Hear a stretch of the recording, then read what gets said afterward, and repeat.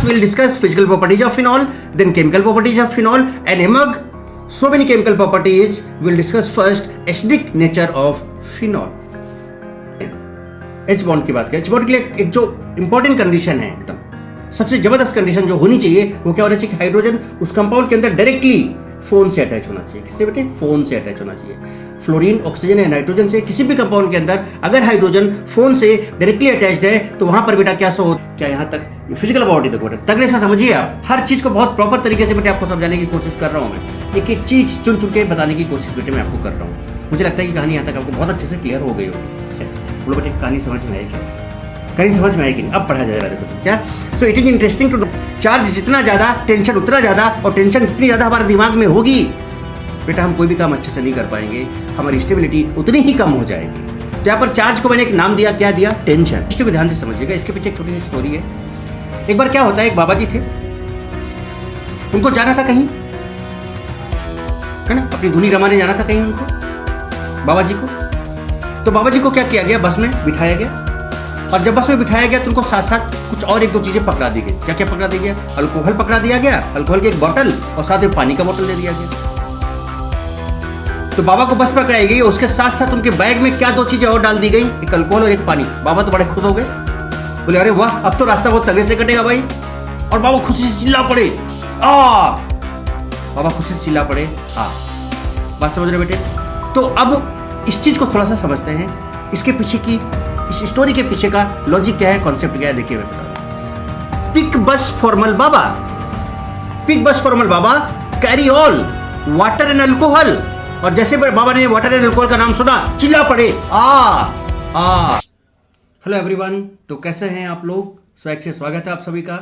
Most welcome to all of my lovely and प्यार education. आप सभी का बहुत बहुत स्वागत है। और देखिए बेटे हम लोग फिनॉल का नेक्स्ट लेक्चर में आ गए, मस्त और धमाकेदार सेक्शन में।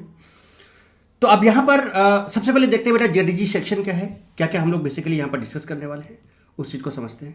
और देखें आप यहाँ पर बेटे देखो काफ़ी इंपॉर्टेंट चीज़ यहाँ पर हम लोग जो डिस्कस करने वाले हैं, that is physical properties of phenol, है ना, and then chemical properties of phenol, and among chemical properties of phenol will discuss acidic nature of phenol.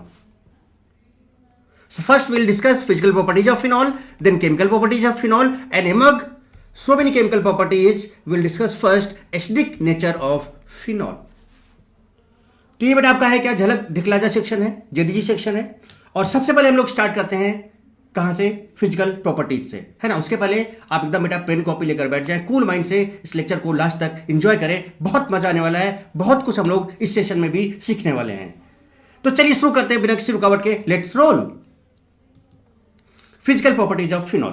तो हम बात करेंगे बेटा फिनॉल के फिजिकल प्रॉपर्टीज की। देखिए क्या है फिनॉल के बारे में, हालांकि हम लोग पहले से भी काफी कुछ जानते हैं फिनॉल के बारे में। अब जरा देखिए यहां पर आप देख रहे हो बेटा, ये this is the structure of phenol, है ना, C6H5OH, है ना। ये इसको हम लोग और भी क्या बोलते हैं बेटे? C6H5OH, C6H5, ये 6 कुछ ज्यादा ही बड़ा हो गया देखो, है ना। तो बेसिकली हम लोग यहां पर बात इसको करते हैं थोड़ा सा छोटा और लिखते हैं थोड़ा सा स्टाइल में, C6H5OH, दिस इज फिनॉल।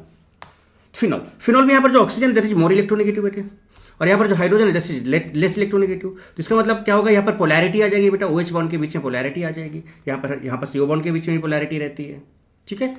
तो यहाँ पर जो OH बॉन्ड के बीच में पोलैरिटी है उसकी वजह से बेटा ऑक्सीजन इज मोर इलेक्ट्रोनेगेटिव, और ऑक्सीजन अगर मोर इलेक्ट्रोनेगेटिव है तो इस पर आएगा पार्शियल नेगेटिव और हाइड्रोजन पर आएगा पार्शियल पॉजिटिव। तो यहाँ पर देखो मैंने वही क्या बोला कि phenol has polarity due to OH bond and shows hydrogen bonding. Hydrogen bonding का कॉन्सेप्ट क्या है बेटा? अगर हम H बॉन्ड की बात करें, H बॉन्ड के लिए एक जो इंपॉर्टेंट कंडीशन है, एकदम सबसे जबरदस्त कंडीशन जो होनी चाहिए वो क्या होना चाहिए कि हाइड्रोजन उस कंपाउंड के अंदर डायरेक्टली फोन से अटैच होना चाहिए। किससे बेटे? फोन से अटैच होना चाहिए। फ्लोरीन, ऑक्सीजन या नाइट्रोजन से किसी भी कंपाउंड के अंदर अगर हाइड्रोजन फोन से डायरेक्टली अटैच्ड है तो वहां पर बेटा क्या शो होता है? H बॉन्ड शो हो सकता है, राइट। अब H बॉन्ड आपका दो तरह का होगा, आपको पता है बहुत अच्छे से। एक बेटा इंट्रामोलिकुलर H बॉन्ड होता है और एक इंटरमोलिकुलर H बॉन्ड होता है। एक क्या होता है बेटा? इंट्रामोलिकुलर H बॉन्ड, और दूसरा क्या होगा बेटा? क्या होगा? Inter molecular H bond. Intra में क्या होता है? विद इन ए मॉलिक्यूल होता है। क्या होता है बेटा? With in a molecule. और यहां पर क्या होता है? बिटवीन मॉलिक्यूल, बिटवीन सेम और डिफरेंट मॉलिक्यूल। बिटवीन सेम और डिफरेंट मॉलिक्यूल। सेम भी हो सकते हैं, डिफरेंट भी हो सकते हैं, बट क्या होंगे, एक से ज्यादा मॉलिक्यूल होंगे। बिटवीन सेम और डिफरेंट मॉलिक्यूल मीन्स हम यहां पर ये कह सकते हैं कि इंटर के लिए मोर देन वन क्या होना चाहिए बेटा, मोर देन वन सेम और डिफरेंट मॉलिक्यूल होने चाहिए, सेम और डिफरेंट मॉलिक्यूल। तब आपका क्या होगा बेटे, इंटर डिफरेंट मॉलिक्यूल। कहानी समझ में आ रही है बेटे, कहानी समझ में आ रही है? यस। चलिए देखा जाए भाई जैसे तो यहां पर इसका मतलब ये देखो, हाइड्रोजन बेटे यहां पर फोन से अटैच है, मतलब ऑक्सीजन से अटैच है, so this can show H bond या हाइड्रोजन बॉन्ड शो कर सकता है। अभी मैंने आपको कंडीशन बताया, अब आपको समझने में कोई दिक्कत नहीं होगी, आप क्लियरली बेटे यहां पर सब देख सकते हो कि क्या क्या कहानी चल रही है, क्या क्या कहानी चल रही है बेटे, आप यहां पर आसानी से देख सकते हैं। चलिए अब जरा देखिए बेटे, अगर हम बात करें यहां पर जैसे कि because of intermolecular H bonding it has high boiling point. कैसे, जरा समझाता हूं मैं आपको। देखो इंटर में क्या होगा, जरा इस डायग्राम को देखिएगा, मैं समझाने की कोशिश करूंगा आपको। देखिए क्या है, सपोज ये कंपाउंड है, फिनॉल है बेटे, ये फिनॉल नजर आ रहा है, ये फिनॉल नजर आ रहा है, ये फिनॉल नजर आ रहा है। अब जरा ध्यान से देखिएगा बेटे, यहां पर क्या पार्शियल नेगेटिव और यहां पर है पार्शियल पॉजिटिव, क्लियरली दिख रहा है आपको? ठीक है, चलो सबके पहले पोलैरिटी लिख देते हैं, है ना, वही OH बॉन्ड की पोलैरिटी लिख रहा हूं फिनॉल की। तो देखो यहां पर माइनस, फिर यहां पर माइनस और यहां पर प्लस बेटे, फिर यहां पर माइनस और यहां पर प्लस बेटे। ठीक, कुछ इस तरह से कहानी चल रही है, कुछ इस तरह से कहानी यहां पर चल रही है। ठीक, माइनस प्लस है यहां पर और यहां पर आ गया डेल्टा माइनस। अब बताओ बेटे, यहां पर अगर आप देखो तो यहां पर हाइड्रोजन फोन से अटैच है, यहां भी हाइड्रोजन फोन से अटैच है, यहां भी अटैच है। तो यहां पर देखो मोर इलेक्ट्रोनेगेटिव और यहां पर H है, तो यहां पर क्या हो जाएगा बेटा, इसके बीच में H बॉन्ड बन जाएगा, फिर यहां भी दूसरे मॉलिक्यूल के बीच में बॉन्ड बन जाएगा, फिर ऐसे आगे बढ़ता जाएगा। मतलब कहने का अगर आप इसका देखो तो क्या होगा, फिनॉल इस तरह से, फिनॉल फिनॉल H बॉन्ड के थ्रू इस तरह से जुड़ते चले जाएंगे बहुत सारे मॉलिक्यूल्स आपस में। तो चूंकि बहुत सारे मॉलिक्यूल्स आपस में जुड़ गए बेटे, तो आप बताओ अगर हमें बॉयल करना है इसको, तो हमें बहुत सारी इन बॉन्ड्स को तोड़ना पड़ेगा ना, ज्यादा हीट करना पड़ेगा कि नहीं करना पड़ेगा बेटे? और अगर हमें ज्यादा हीट करना पड़ेगा तो इसका मतलब टेम्परेचर भी ज्यादा होगा और उसका बॉइलिंग पॉइंट भी क्या होगा, ज्यादा होगा। So because of H bond, और कौन सा बेटे बताओ, इसमें सेम मॉलिक्यूल यूज हो रहे हैं बट एक से ज्यादा है, 1 2 3 ऐसे करके ज्यादा है, एक से ज्यादा है। तो अगर एक से ज्यादा सेम मॉलिक्यूल हैं या मोर देन वन एलिमेंट है और वहां पर H बॉन्ड हो रहा है तो उसको बोलते हैं intermolecular. So because of intermolecular interaction, यहां पर इंटरेक्शन का भी काफी है, और जब आप इसको बॉयल करोगे तो इंटरेक्शन को ब्रेक करना पड़ेगा, काफी ज्यादा एनर्जी आपको देनी पड़ेगी, हीट करना पड़ेगा, टेम्परेचर ज्यादा देना पड़ेगा, तो इसका बॉइलिंग पॉइंट क्या हो जाएगा, ज्यादा हो जाएगा। तो यहां पर ऐसे दिखाया गया है और यहां पर मिला के आप सब फील कर सकते हो कि आगे इस तरह से जा रहा होगा। बोलो बेटे क्या कहानी समझ में आती है, क्या क्या कहानी समझ में आती है क्या बेटे? ऐसे अगर आप देखो तो अल्कोहल में भी बेटे, अल्कोहल में भी इंटरमॉलिक्यूलर H बॉन्ड होता है। ये तो फिनॉल था, ये क्या था बेटे, फिनॉल था। अल्कोहल में भी आप देख सकते हो, देखो ROH है, यहाँ पे पार्शियल नेगेटिव, यहाँ पर पार्शियल पॉजिटिव, फिर partial positive, partial negative, partial positive, partial negative. बेटा बताओ क्या यहाँ पर H बॉन्ड हो जाएगा कि नहीं हो जाएगा? क्या यहाँ पर भी H बॉन्ड बेटे हो जाएगा कि नहीं हो जाएगा? और अगर यहाँ पर H बॉन्ड हो गया तो अल्कोहल्स में भी बहुत सारे मॉलिक्यूल्स, सेम मॉलिक्यूल्स जुड़ रहे हैं बट एक से ज्यादा है, तो यहां पर भी कौन सा हाइड्रोजन बॉन्डिंग हो गया बेटे, ये intermolecular hydrogen bonding, intermolecular hydrogen bonding. और due to intermolecular hydrogen bonding boiling point of alcohol is also very much, काफी ज्यादा होता है करिस्पॉन्डिंगली। बोलो बेटे, तो देखो यहां पर ये बात समझ में आ गई कि नहीं आ गई? अब इस चीज को अभी आगे और तगड़े से समझेंगे। तो ये आपका था कौन सा बॉन्डिंग बेटे, इंटरमॉलिक्यूलर। कौन सा था ये, यहां पर जो था आपका इंटर मॉलिक्यूलर H बॉन्ड है ना, IMHP। यहां पर I क्या है बेटे, इंटर है, यहां पर IMHP, and because of IMHP यानी हम कह सकते हैं कि boiling point is directly proportional to IMHP यहां पर, है ना। ये सारी चीजें हम लोग पहले भी डिस्कस कर चुके हैं ऑलरेडी अदर इसके पहले वाले चैप्टर्स में। तो इंटरमॉलिक्यूलर तो आपको समझ में आता है। चलिए और भी बात क्लियर हो गई। अब आगे बढ़ते हैं, थोड़ा सा यहां पर देखते हैं। तो देखो यहां पर मैंने क्या पॉइंट बताया बेटे पहले कि because of intermolecular H bonding it has high boiling point. ये बात समझ में आ गई कि नहीं आ गई बेटे? ये बात समझ में आ गई कि नहीं आ गई? अब बात आती है दूसरी, देखो because of intermolecular H bonding more water solubility. अब थोड़ा सा वाटर सॉल्युबिलिटी की बात भी हम आपको दिखाएं, जरा समझिएगा कि वाटर सॉल्युबिलिटी को हम लोग कैसे समझेंगे। ध्यान से समझिएगा बेटे। देखो क्या होता है वाटर सॉल्युबिलिटी के लिए, चीजों को बहुत तगड़े से समझे बेटे। देखिए ये क्या है, ये आपका अल्कोहल है, ये आपका अल्कोहल है। देखो ये अल्कोहल है, इसको अगर हम जनरल फॉर्म में बात करें तो अल्कोहल का जनरल फॉर्म क्या बेटा, ROH होता है। जरा समझिएगा, ROH है, ठीक है। यहाँ पर पार्शियल नेगेटिव और यहाँ पर पार्शियल पॉजिटिव, यहाँ पर पार्शियल पॉजिटिव बेटे और यहाँ पर पार्शियल क्या है, नेगेटिव है, पार्शियल नेगेटिव, राइट। अब यहाँ पर देखो बेटे, यहाँ पर पार्शियल पॉजिटिव और पार्शियल नेगेटिव है। अगर आप देखो यहाँ पर तो देखो ये ऑक्सीजन है ना अल्कोहल का बेटा, तो यहाँ पर पार्शियल नेगेटिव है और यहाँ पर पार्शियल पॉजिटिव। समझिएगा बात को, गौर फरमाइएगा जनाब।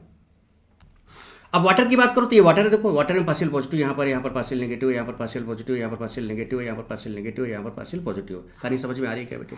तो इस तरह से जो वाटर के पॉजिटिव और नेगेटिव एंड होते हैं, इसके वाटर का पॉजिटिव पार्ट इसका नेगेटिव पार्ट के साथ इंटरेक्ट कर जाएगा, वाटर का नेगेटिव पार्ट इसके पॉजिटिव पार्ट के साथ इंटरेक्ट कर जाएगा, एच बॉन्ड बना देगा। और कौन सा बनाएगा? इंटर। कौन सा बनाएगा बेटे? इंटर बनाएगा। कौन सा बनाएगा बेटे? इंटर बनाएगा। तो इंटरमॉलिक्यूलर, और जब बॉन्डिंग हो रही है तो बेटा जब कभी भी आपस में बॉन्डिंग होती है तो इसका मतलब क्या हुआ कि उसके साथ वो मिक्स हो रहा है, उसके साथ वो क्या हो रहा है? मिक्स हो रहा है। बॉन्डिंग का मतलब क्या है? कि हमारी आपके बीच की बॉन्डिंग अच्छी है, मतलब हम एक दूसरे में मिक्स हो रहे हैं, एक दूसरे में सोलुबल हो रहे हैं। तो अगर यहाँ पर एच बॉन्ड आ जा रहा है तो एच बॉन्ड की वजह से जो अल्कोहल्स है बेटे वो वाटर सोलुबल हो जाएंगे, वाटर सोलुबल हो जाएंगे। फिनॉल के साथ भी ऐसे ही कुछ होगा। फिनॉल की अगर आप बात करें तो PHOH होगा। अभी पहले अल्कोहल की बात समझ लेते हैं, जरा देखिएगा, फिनॉल की बात भी समझेंगे बात को। अब यहां पर ये वाला जो पार्ट है आप देखो ये R है, और बेटा इधर वाला देखो OH है, ये OH है, तो this is ROH, this is alkyl group. Alkyl group जो होता है बेटा देखो ये नॉन पोलर होता है, होता कि नहीं होता? नॉन पोलर होता है, नॉन पोलर। और अगर ये नॉन पोलर और वाटर पोलर है, वाटर कैसा बेटा? पोलर है। तो आपको पता है ना कि लाइक डिजॉल्व लाइक। अब ये जो अल्काइल ग्रुप है नॉन पोलर है और वाटर पोलर है, तो नॉन पोलर पोलर में डिजॉल्व नहीं होगा। इसका मतलब क्या कि नॉन पोलर पार्ट वाटर से इंटरैक्ट नहीं कर पाएगा, क्योंकि वाटर में पोलैरिटी और यहां पर पोलैरिटी नहीं है। और अगर ये वाटर से इंटरैक्ट नहीं कर पाएगा तो ये वाटर लविंग नहीं होगा, ये वाटर हीटिंग होगा। यानी कि जो अल्काइल ग्रुप है बेटा, समझ रहे हो बात क्या? कि this is water heating, water heating part, water heating part. और अगर ये वाटर हीटिंग है तो इसको बोलते हैं हाइड्रोफोबिक। क्या बोलते हैं इसको?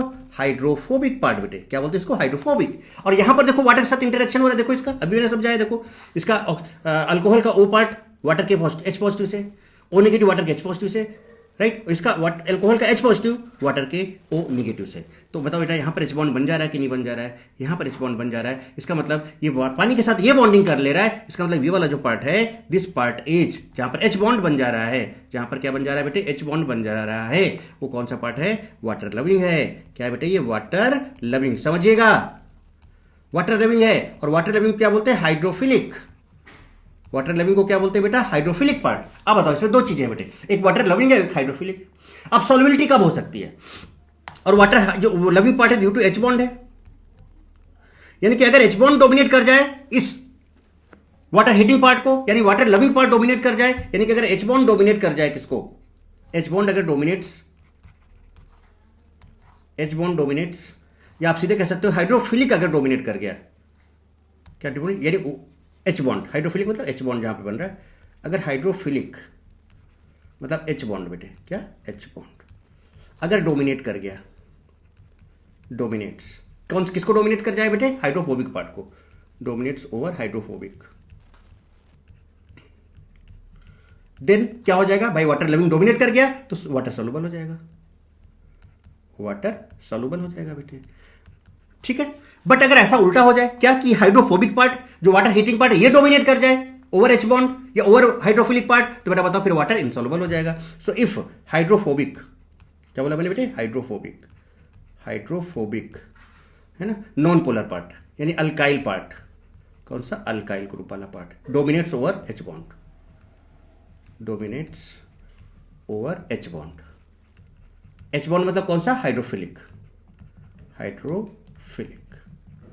तो उस केस में ये क्या हो जाएगा? Water insoluble, water insoluble. बोलो बेटे। अब बात ये आती है कि सर ये बात तो ठीक है, आपने बता दिया कि सर अगर वाटर लविंग डोमिनेट कराए तो ऑब्वियस बात है वाटर लविंग है तो पानी के साथ मिक्स होना चाहिए, मतलब पानी में डिजॉल्व होगा। अगर वाटर हीटिंग या हाइड्रोफोबिक, अच्छा वाटर हीटिंग क्यों समझ में आया? बड़ी रीजन समझाया आपको। अब अगर हाइड्रोफोबिक पार्ट डोमिनेट कर जा रहा है सर अगर हाइड्रोफोबिक पार्ट डोमिनेट कर जा रहा है सर, तो फिर ये वाटर में इनसॉल्युबल हो जाएगा, क्योंकि वाटर के साथ ये मिक्स होना ही नहीं चाहेगा, राइट। तो अब बात ये आती है कि सर चलो ठीक है, ये बात तो हमें समझ में आती है, बट सर आप ये बताओ कि कब डोमिनेशन होगा हाइड्रोफोबिक का और कब होगा हाइड्रोफिलिक का। तो मैं आपको सिंपल से एक चीज बताना चाहता हूं बेटे, कि जो R होता है अल्काइल ग्रुप, इसका साइज जितना छोटा होगा, एक चीज बताओ बेटा, ये वाटर हीटिंग है ना, अभी जितना छोटा होगा इसकी पावर भी उतनी कम होगी, और इसकी पावर कम होगी तो फिर ये वाटर लविंग या हाइड्रोफिलिक को डोमिनेट नहीं कर पाएगा। यानी अल्काइल ग्रुप का साइज जितना छोटा होगा H बॉन्ड उतना ही ज्यादा डोमिनेट करेगा, वाटर सोल्युबिलिटी उतनी ही ज्यादा होगी। बट अगर R का साइज बढ़ता गया, बढ़ता गया तो बेटा ज़्यादा बढ़ गया तो ज़्यादा पावरफुल हो गया, ज़्यादा मजबूत हो गया, और अगर ये ज़्यादा मजबूत हो गया तो इसका हाइड्रोफोबिक नेचर काफ़ी ज़्यादा हो गया, वाटर हीटिंग काफ़ी ज़्यादा हो गया, तो वाटर हीटिंग पार्ट डोमिनेट कर जाएगा वाटर लविंग पार्ट को। तो इस केस में, in that case, this alcohol will be insoluble in water. बोलो बेटे, बात समझ में आती है क्या? अब जैसे देखो क्या यहाँ पर लिखा है, solubility of alcohol and phenols in water is due to their ability to form hydrogen bonds with water molecule. कभी क्लियर हो गए? The solubility decreases with increase in size of alkyl और अराइल। देखो इनका साइज अगर बढ़ता जाएगा तो सॉल्युबिलिटी अभी घटता जाएगा, क्योंकि हाइड्रोफोबिक वाटर हीटिंग पार्ट बढ़ता जाएगा। देखो यहाँ पर लिखा है साइज ऑफ अल्काइल अराइल या hydrophobic groups. Several of lower molecular mass alcohol are miscible with water in all proportion. जो लोअर मेंबर होते हैं अल्कोहल के, जिनके पास कार्बन कम होगा, और कार्बन कम होगा तो बेटा उनका पावर कम होगा, पावर कम होगा तो हाइड्रोफोबिक नेचर कम होगा, और हाइड्रोफोबिक नेचर कम होगा तो हाइड्रोफिलिक ज्यादा होगा, और यहां पर वाटर में सॉल्युबल। तो lower member of alcohols are soluble in water, but higher member of alcohols are insoluble in water. तो फिर किसमें सॉल्युबल होंगे बेटे? वो फिर सॉल्युबल होंगे किसमें? जहां पर ये नॉन पोलर पार्ट डोमिनेट कर रहा है तो नॉन पोलर सॉल्वेंट में, लाइक CCl4, बेंजीन एक्सेट्रा, उन सब में, ऑर्गेनिक सॉल्वेंट्स में डिजॉल्व होंगे। फिनॉल की बात करें तो फिनॉल में भी बेटा होगा। फिनॉल आपका ये है, देखो फिनॉल के साथ भी सेम चीज कुछ तरह की आ सकती है। देखो यहाँ पर पानी के साथ देखो ये वाला हाइड्रोफिलिक पार्ट है, डायरेक्ट बोल दो बेटा, यहाँ पे वाटर के मॉलिक्यूल, यहाँ पर भी वाटर के मॉलिक्यूल आएंगे, ठीक है। बट फिनॉल का सॉल्युबिलिटी अगर रिलेटिवली हम अल्कोहल के रिस्पेक्ट में बात करें बेटा तो कम होगा, क्यों? क्योंकि इसके पास ऑलरेडी पहले से 6 मेंबर कार्बन रिंग है, 1 2 3 4 5 6। अब यहाँ पर अगर और कार्बन की रिंग आप लगा दो और कार्बन की चेन लगा दो तो फिर ये इनसॉल्युबल हो जाएगा, क्योंकि कहाँ पर हाइड्रोफोबिक पार्ट काफी ज्यादा हो जाएगा। तो फिनॉल अगर थोड़ा बहुत डिजॉल्व हो भी रहा है पानी में, जैसे यहाँ पर लिखा solubility of alcohol in phenols in water is due to their ability to form hydrogen bond in water molecules, तो चलो हो भी रहा है, पर अगर थोड़ा सा भी बढ़ गया तो वैसे रिलेटिवली अगर आप देखा जाए तो इसकी सॉल्युबिलिटी अल्कोहल के रिस्पेक्ट में कम होगी। क्यों कम होगी? क्योंकि ऑलरेडी इसके पास 6 मेंबर की कार्बन है, हाइड्रोफोबिक नेचर में काफी ज्यादा है। अब लेकिन किस तरह से अगर ये पानी में सॉल्युबल हो सकता है तो कैसे होगा, ये आपने समझ लिया बेटे, मैकेनिज्म की नहीं समझ लिया तो ये कुछ यहाँ पर आता है।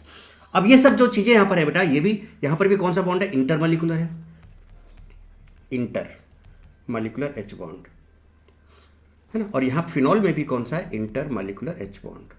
तो due to intermolecular H bond phenol and alcohols are water soluble due to formation of H bond, and as the size of alkyl और अराइल, मतलब इस ग्रुप का साइज या फिर इस R ग्रुप का साइज बढ़ता है, वैसे ही सॉल्युबिलिटी कम हो जाएगी, बिकॉज हाइड्रोफोबिक नेचर बढ़ेगा और हाइड्रोफिलिक नेचर को वो डोमिनेट कर जाएगा। बोलो बेटे कहानी क्लियर है यहाँ तक? अच्छे से आपको समझ में आ गई क्या ये वाली बात? बहुत बढ़िया। तो देखिए ये चीज क्या है यहाँ पर, समझिए। तो अभी अभी क्लियर हो गया होगा आपको बेटा क्या, कि because of intermolecular H bonding water solubility, more water solubility, ये भी क्लियर हो गया। अब जरा बेटा इन दोनों को देखो, एक कंपाउंड आपके सामने ये है और एक कंपाउंड आपके सामने ये है। अब जरा देखो बेटा, यहाँ पर अल्कोहल है ना, देखो यहाँ पर ये नाइट्रोफिनॉल है कि नहीं, और कौन सा देखो 1 2 नाइट्रोफिनॉल है, 1 2 3 4 नाइट्रोफिनॉल ये है। अब अगर आप देखो यहाँ पर बेटा, तो यहाँ पर हाइड्रोजन फोन से अटैच है, तो इस पर पार्शियल नेगेटिव और ऑक्सीजन पर पार्शियल, सॉरी इस पर पार्शियल हाइड्रोजन है ना, ऑक्सीजन है। अब ये ऑक्सीजन जो है, ऑक्सीजन इसके इलेक्ट्रॉन्स को खींचेगा तो यहाँ पर पार्शियल नेगेटिव बेटा, यहाँ पर पार्शियल पॉजिटिव आएगा। आया? ऑक्सीजन मोर इलेक्ट्रोनेगेटिव तो पार्शियल, तो यहाँ बेटा H बॉन्ड हो गया कि नहीं हो गया? क्या ये एक ही मॉलिक्यूल के अंदर हुआ? और ये एक ही मॉलिक्यूल के अंदर हुआ तो इसको बोलेंगे intra. So this is intra molecular H bonding, इसको बोलते हैं ऑर्थो नाइट्रोफिनॉल। तो ऑर्थो नाइट्रोफिनॉल के अंदर आप देख रहे हो इंट्रा मॉलिक्यूलर H बॉन्ड है। बट अगर आप पैरा नाइट्रोफिनॉल ले लो तो बेटा यहाँ पर इंट्रा होने के लिए डिस्टेंस काफी ज्यादा बढ़ जाती है, तो ये बॉन्ड उतना मजबूत नहीं बन पाता, इसलिए यहाँ पर इंट्रा पॉसिबल नहीं हो पाती है। तो यहाँ पर क्या होगा, फिनॉल का दूसरा मॉलिक्यूल आएगा, तो क्या ऑक्सीजन हाइड्रोजन पर पॉजिटिव, इस ऑक्सीजन पर नेगेटिव, ऐसे जुड़ जाएगा, फिर ऐसे ही चलता जाएगा। ये इंटर है आपका। तो paranitrophenol here intermolecular H bonding. अब बेटा बताओ बॉन्डिंग किसमें ज्यादा है? यहाँ तो सिर्फ एक ही बॉन्ड बना, बट यहाँ पर और बनते चले जा रहे हैं और बनते चले जा रहे हैं। तो यहाँ पर अगर आपको बॉयल करना है तो इनके मॉलिक्यूल्स को अलग करने के लिए ज्यादा बॉन्ड्स को तोड़ना पड़ेगा कि नहीं, जो तोड़ना पड़ेगा, तो इसका बॉइलिंग पॉइंट ज्यादा होगा कि नहीं ज्यादा होगा विथ रिस्पेक्ट टू ऑर्थोनाइट्रोफिनॉल। तो boiling point of orthonitrophenol is less than boiling point of paranitrophenol, क्योंकि यहाँ पर ज्यादा H बॉन्ड हो रहा है इंटर में, और यहाँ पर इनको तोड़ने के लिए ज्यादा हीट देनी पड़ेगी, ज्यादा एनर्जी देनी पड़ेगी, ज्यादा टेम्परेचर होगा, बॉइलिंग पॉइंट ज्यादा होगा, जबकि यहाँ पर सिर्फ ये बॉन्ड तोड़ना होगा। और दूसरा एक चीज, इसका सरफेस एरिया भी डिक्रीज हो गया, देखो बेटे, एंड सरफेस एरिया डिक्रीज होने से बॉइलिंग पॉइंट बेटे क्या हो जाता है, बॉइलिंग पॉइंट भी क्या हो जाता है बेटे, डिक्रीज हो जाता है। तो इसलिए इसका बॉइलिंग पॉइंट कम होगा और इसका बॉइलिंग पॉइंट ज्यादा होगा। तो देखो यहाँ पर H more boiling point and this is having lower boiling point. कहानी क्लियर है बेटे? तो A और B में अगर हम बात करें B की, तो B का बॉइलिंग पॉइंट A से ज्यादा होगा। बेटे समझ में आ रही बात सारी कि नहीं आ रही है? देखो, सो पारा का जो बॉइलिंग पॉइंट है ऑर्थो से ज्यादा होगा। Boiling point of orthonitrophenol is less than paranitrophenol. यहाँ पर इंट्रा है और यहाँ पर इंटर है। यहाँ इंटर है तो बहुत सारे H बॉन्ड होंगे, सबको तोड़ना होगा, यहाँ पर एक ही H बॉन्ड है। बोलो बेटे अरे बोलो ना बेटे, बोलो ना बेटे। दैट्स वाई अब that's why water solubility of orthonitrophenol is less than paranitrophenol. सुनो कैसे। अब भाई ये जो ऑर्थोनाइट्रोफिनॉल है, ये जो बेटे ऑर्थोनाइट्रोफिनॉल है, जरा देखिए ये आपस में ही बना लिया बॉन्ड। जब ये आपस में ही बना लिया तो पानी के साथ उतना अच्छा बना पाएगा क्या? नहीं बना पाएगा। ये आपस में यहां पे बन जा रहा है ऑर्थोनाइट्रोफिनॉल। बट अगर हम बात करें किसकी? पैरानाइट्रोफिनॉल की, तो बेटा देखो यहां पर बन रहा है, बट ये पानी के साथ भी बना सकता है। पानी के साथ भी मतलब फिनॉल, इसका एक मॉलिक्यूल, दूसरा पानी का मॉलिक्यूल, फिर इसका एक मॉलिक्यूल, फिर पानी का मॉलिक्यूल, ऐसे करके बेटा ये कई सारे बॉन्ड बन सकते हैं। तो वाटर में सोलुबल हो सकता है, बट बेटा यहाँ पर तो इसके साथ खुद बन गया बॉन्ड, तो पानी के साथ बनाने के चांसेस थोड़े से कम हो जाएंगे, इसलिए इसकी सोलबिलिटी कम हो जाएगी। किससे? पारा से। तो सोलबिलिटी की अगर हम बात करें यहाँ पर, किसकी बात करें बेटे? सोलबिलिटी की। तो देखो यहाँ पर that's why water solubility of orthonitrophenol is less than paranitrophenol. बोलो बेटे क्या यहाँ तक ये फिजिकल प्रॉपर्टी देखो बेटे, तगड़े से समझिए आप। हर चीज को बहुत प्रॉपर तरीके से बेटे आपको समझाने की कोशिश कर रहा हूं मैं। एक एक चीज चुन चुन के बताने की कोशिश बेटे मैं आपको कर रहा हूं। मुझे लगता है कि कहानी यहाँ तक आपको बहुत अच्छे से क्लियर हो गई होगी। अब आइए आगे और चीजें देखते हैं, कुछ मस्त और जबरदस्त चीजें। अभी तक हम बेटे बात कर रहे थे ना physical properties of physical properties की बात कर रहे थे, जिसमें से एक बॉइलिंग पॉइंट था, दूसरा सॉल्युबिलिटी था, है ना। थोड़ा सा और डिटेल में समझिए जरा इसको। देखिए क्या क्या लिखा है ना। जो सेंटेंस मैंने बताया, देखिए सारी चीजें आपको समझ में आने वाली है बहुत तगड़े से। Alcohol and phenols consist of two parts, an alkyl and aryl. Alcohol में देखो अल्काइल ग्रुप होता है बेटे, और आपका जो फिनॉल है उसमें अराइल या फिर आपका कौन सा पार्ट होता है बेटा? यहाँ पर फिनाइल ग्रुप लगा रहता है। फिनाइल ग्रुप भी एक अराइल ग्रुप होता है, ठीक है, एरोमेटिक रिंग होता है। And a group hydroxyl group, मतलब अल्कोहल में आर होगा, OH होगा, और आपका फिनॉल में क्या होगा बेटे? आपका अराइल या फिनाइल, और यहां पर OH होगा, ठीक है। So alcohol and phenol consist of two parts, an alkyl aryl group and a hydroxyl group. हो गया clear? The properties of alcohol and phenols are simply due to hydroxyl group. तो इनकी जो प्रॉपर्टी है किसकी वजह से बेटे? हाइड्रोक्सिल ग्रुप की वजह से आती है काफी सारी। The nature of alkyl group and aryl groups simply modify these properties। अब अल्काइल ग्रुप का नेचर क्या है, अराइल ग्रुप का नेचर क्या है, वहां से फिर इनकी प्रॉपर्टीज को मॉडिफाई कर सकते हैं, चेंज होंगी, और कैसे कैसे क्या होगा आप समझोगे अभी। आप एक चीज बताओ बेटे, अगर हम बॉइलिंग पॉइंट की बात करें तो बॉइलिंग पॉइंट का मतलब क्या होता है कि हमारे पास एक लिक्विड है, उसको हमें बॉइल करके वेपर में ले जाना है। अब अगर वो लिक्विड का मोलर मास ज्यादा है, या अगर ऑर्गेनिक कंपाउंड है उसमें नंबर ऑफ कार्बन ज्यादा है, तो बेटा उसको ज्यादा हीट करके बॉइल करके ऊपर ले जाना पड़ेगा, हैवी है ना। तो पहले चीज तो यहां पर यह आ जाता है कि boiling point is directly proportional to number of carbon atoms. ये कब है? जब डिफरेंट कार्बन एटम्स के आपको कंपाउंड मिले। नंबर ऑफ कार्बन एटम्स यानी मोलर मास, यानी मोलर मास इसका ज्यादा होगा, उसको बॉइलिंग पॉइंट ज्यादा। अब अगर सपोज मान के चलो कि मोलर मास कंपेरेबल है या सिमिलर है, जैसे आप देखो आइसोमेरिक अल्कोहल है आपके पास, सभी का मोलर मास सेम है, तो उस केस में फिर हम बॉइलिंग पॉइंट में क्या देखते हैं बेटा? ब्रांचिंग देखते हैं। जिसमें ब्रांचिंग सबसे ज्यादा होगा उसका बॉइलिंग पॉइंट सबसे कम होगा।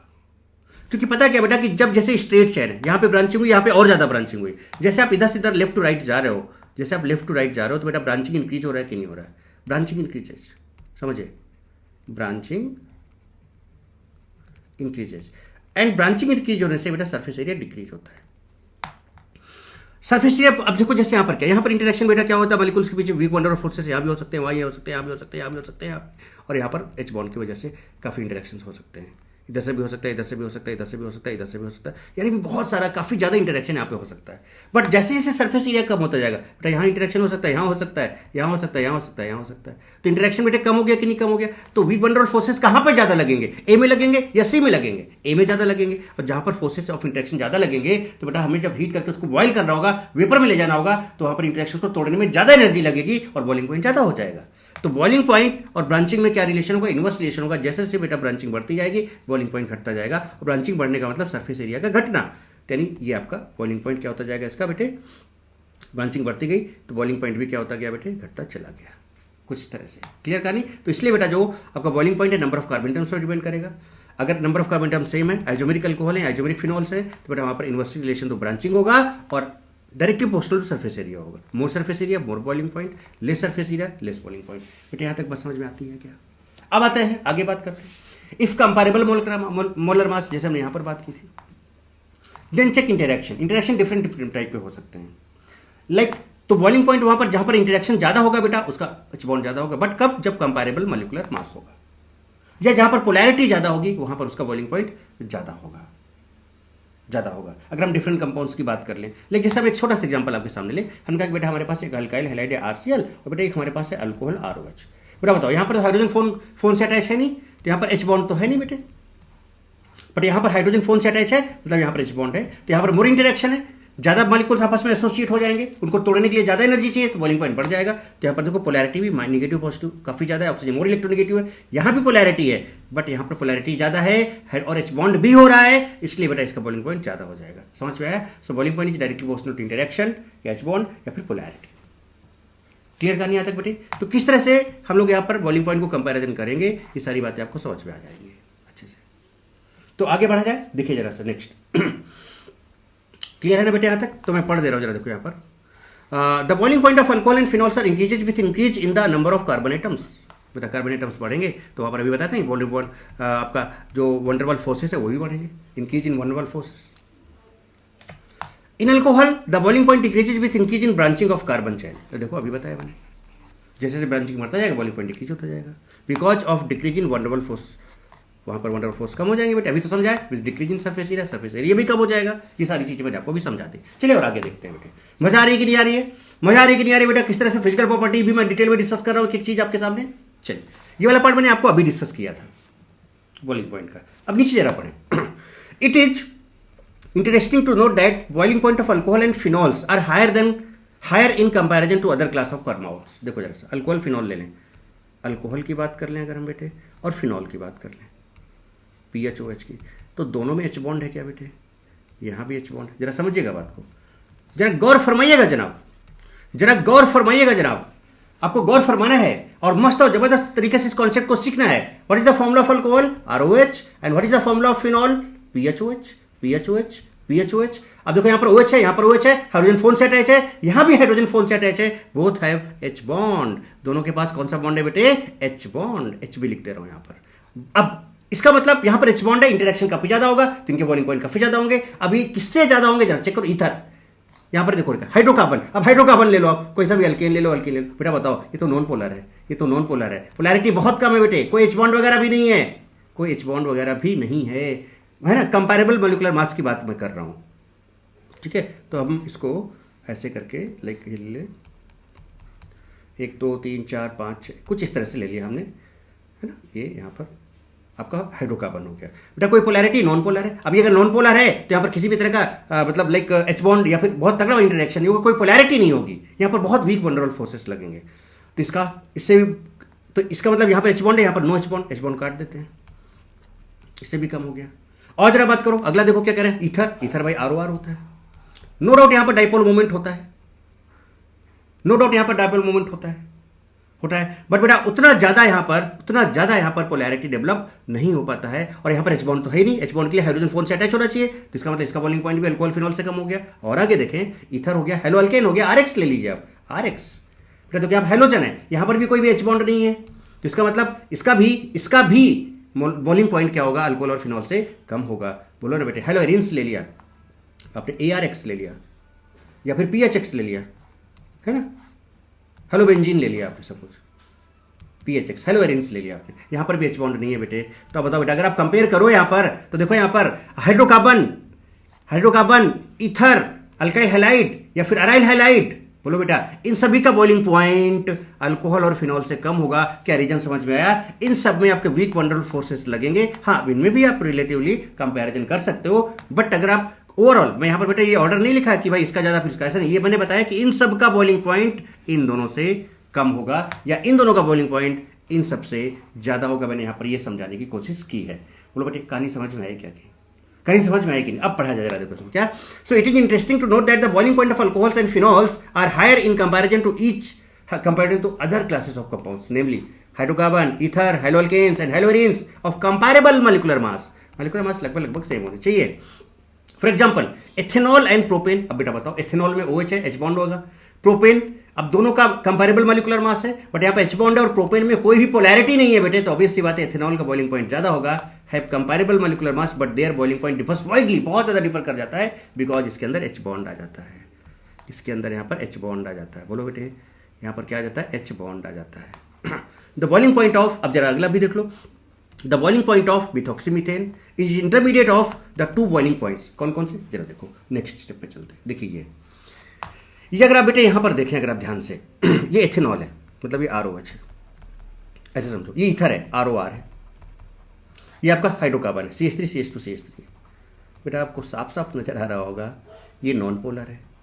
बोलो बेटा इसमें पोलैरिटी है, इसमें पोलैरिटी है बेटे, still it has polarity, some polarity है, सम पोलैरिटी है, इसमें डाइपोल मोमेंट है, राइट। ये नॉन पोलर है, यहाँ पर भी H बॉन्ड नहीं है, यहाँ पर भी H बॉन्ड नहीं है। अरे बोलो ना बेटे, H बॉन्ड के लिए क्या चाहिए, हाइड्रोजन फोन से अटैच होना चाहिए। H बॉन्ड के लिए क्या चाहिए बेटा, हाइड्रोजन फोन से अटैच चाहिए। और यहाँ पर अगर आप देखो तो यहाँ पर H बॉन्ड है। अब बेटा बताओ इन तीनों अगर कंपैरिजन करें तो क्या इस अल्कोहल का देखो यहाँ पर H बॉन्ड है बेटे, बॉइलिंग पॉइंट सबसे ज्यादा होगा। ये लीजिए, अब बात करें इन दोनों में तो बेटा यहाँ पर कुछ पोलैरिटी तो है, देखो इसका डाइपोल मोमेंट ऐसे जाएगा, कुछ polarity, net dipole moment zero नहीं है। तो यहाँ पर पोलैरिटी अल्केन के रिस्पेक्ट में, हाइड्रोकार्बन के रिस्पेक्ट में तो है ना बेटे, तो यहाँ पर जो इंटरेक्शन लगेगा हाइड्रोकार्बन के रिस्पेक्ट में ज्यादा लगेगा, तो इसलिए ईथर का या मिथॉक्सी मीथेन का जो बॉइलिंग पॉइंट है वो अल्कोहल हाइड्रोकार्बन प्रोपेन से ज्यादा होगा। तो देखो यहाँ पर देखो साफ साफ लिखा, देखो इसका बॉइलिंग पॉइंट बेटे कितना, देखो मोलर मास का भी 46 का 44 है, कंपैरेबल मॉलिक्यूलर मास है। बोलो बेटे इसका 351 है सबसे ज्यादा, उससे कम 248 और सबसे कम बेटा 231। So the high boiling point of alcohol are mainly due to the presence of intermolecular hydrogen bonding in them, which is lacking in ethers and hydrocarbon, जो कि यहाँ पर H बॉन्ड नहीं है। मुझे लगता है बेटा कि ये फिजिकल प्रॉपर्टी का कहानी बहुत तगड़े से, बहुत मस्त तरीके से आपको समझ में आ गया होगा। बोलो बेटा यस और नो। चलिए इसी पर बेस्ड क्वेश्चन करते हैं, मजा आएगी। देखिएगा जनाब इस क्वेश्चन को, क्या मजा आने वाली है इसमें। देखिए मैं पढ़ रहा हूं एक बार, arrange the following sets of compounds in order of their increasing boiling points. Check करिए, पहला स्ट्रक्चर बना लेते हैं, पेंटेन 1 ऑल।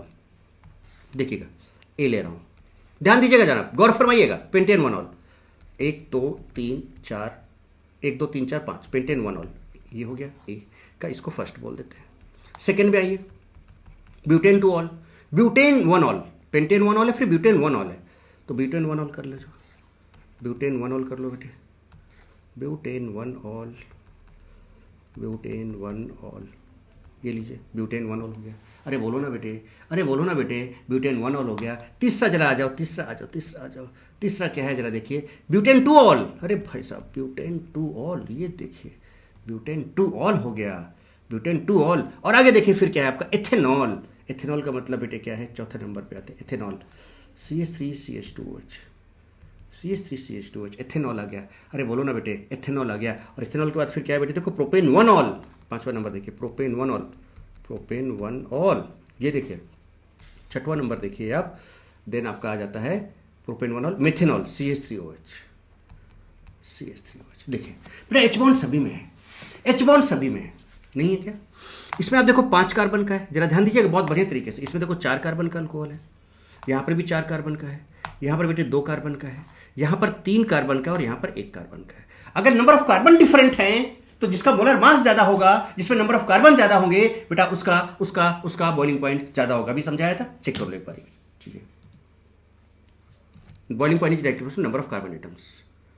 और अगर number of carbon atoms same है तो ब्रांचिंग वगैरह यूज कर सकते हैं, या फिर हम इंटरेक्शन यूज कर सकते हैं, पोलैरिटी यूज कर सकते हैं।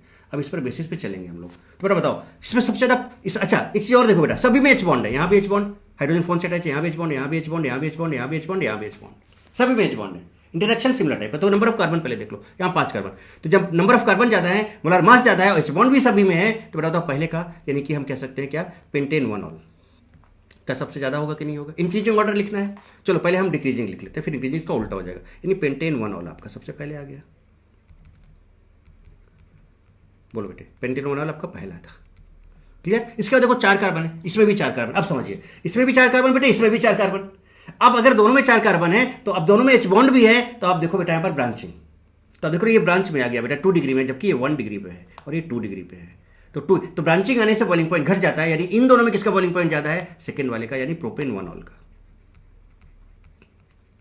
प्रोपेन 1 ऑल का सबसे ज्यादा है। ये आपका कौन सा आ गया, सेकेंड आ गया।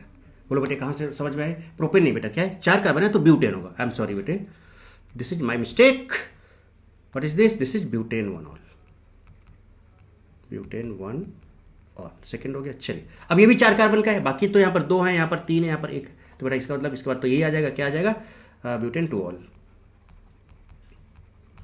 Butane 2 all. बोलो ना बेटे, अरे बोलो ना बेटे, ये आपका तीसरा नंबर आ गया। अब जरा इधर चलते हैं, यहाँ तक अपन ने कंप्लीट कर लिया। अब ये 2 कार्बन, ये 3 कार्बन। अब बेटा देखो यहाँ पर ब्रांचिंग तो है नहीं, नंबर ऑफ कार्बन देख लो, तो इसके बाद 5वां नंबर आ जाएगा आपका क्या, प्रोपेन 1 ऑल आ जाएगा। इसका मोलर मास ज़्यादा है, प्रोपेन 1 ऑल आ जाएगा। समझ में आ रहा है बेटे अच्छे से कि नहीं आ रहा है?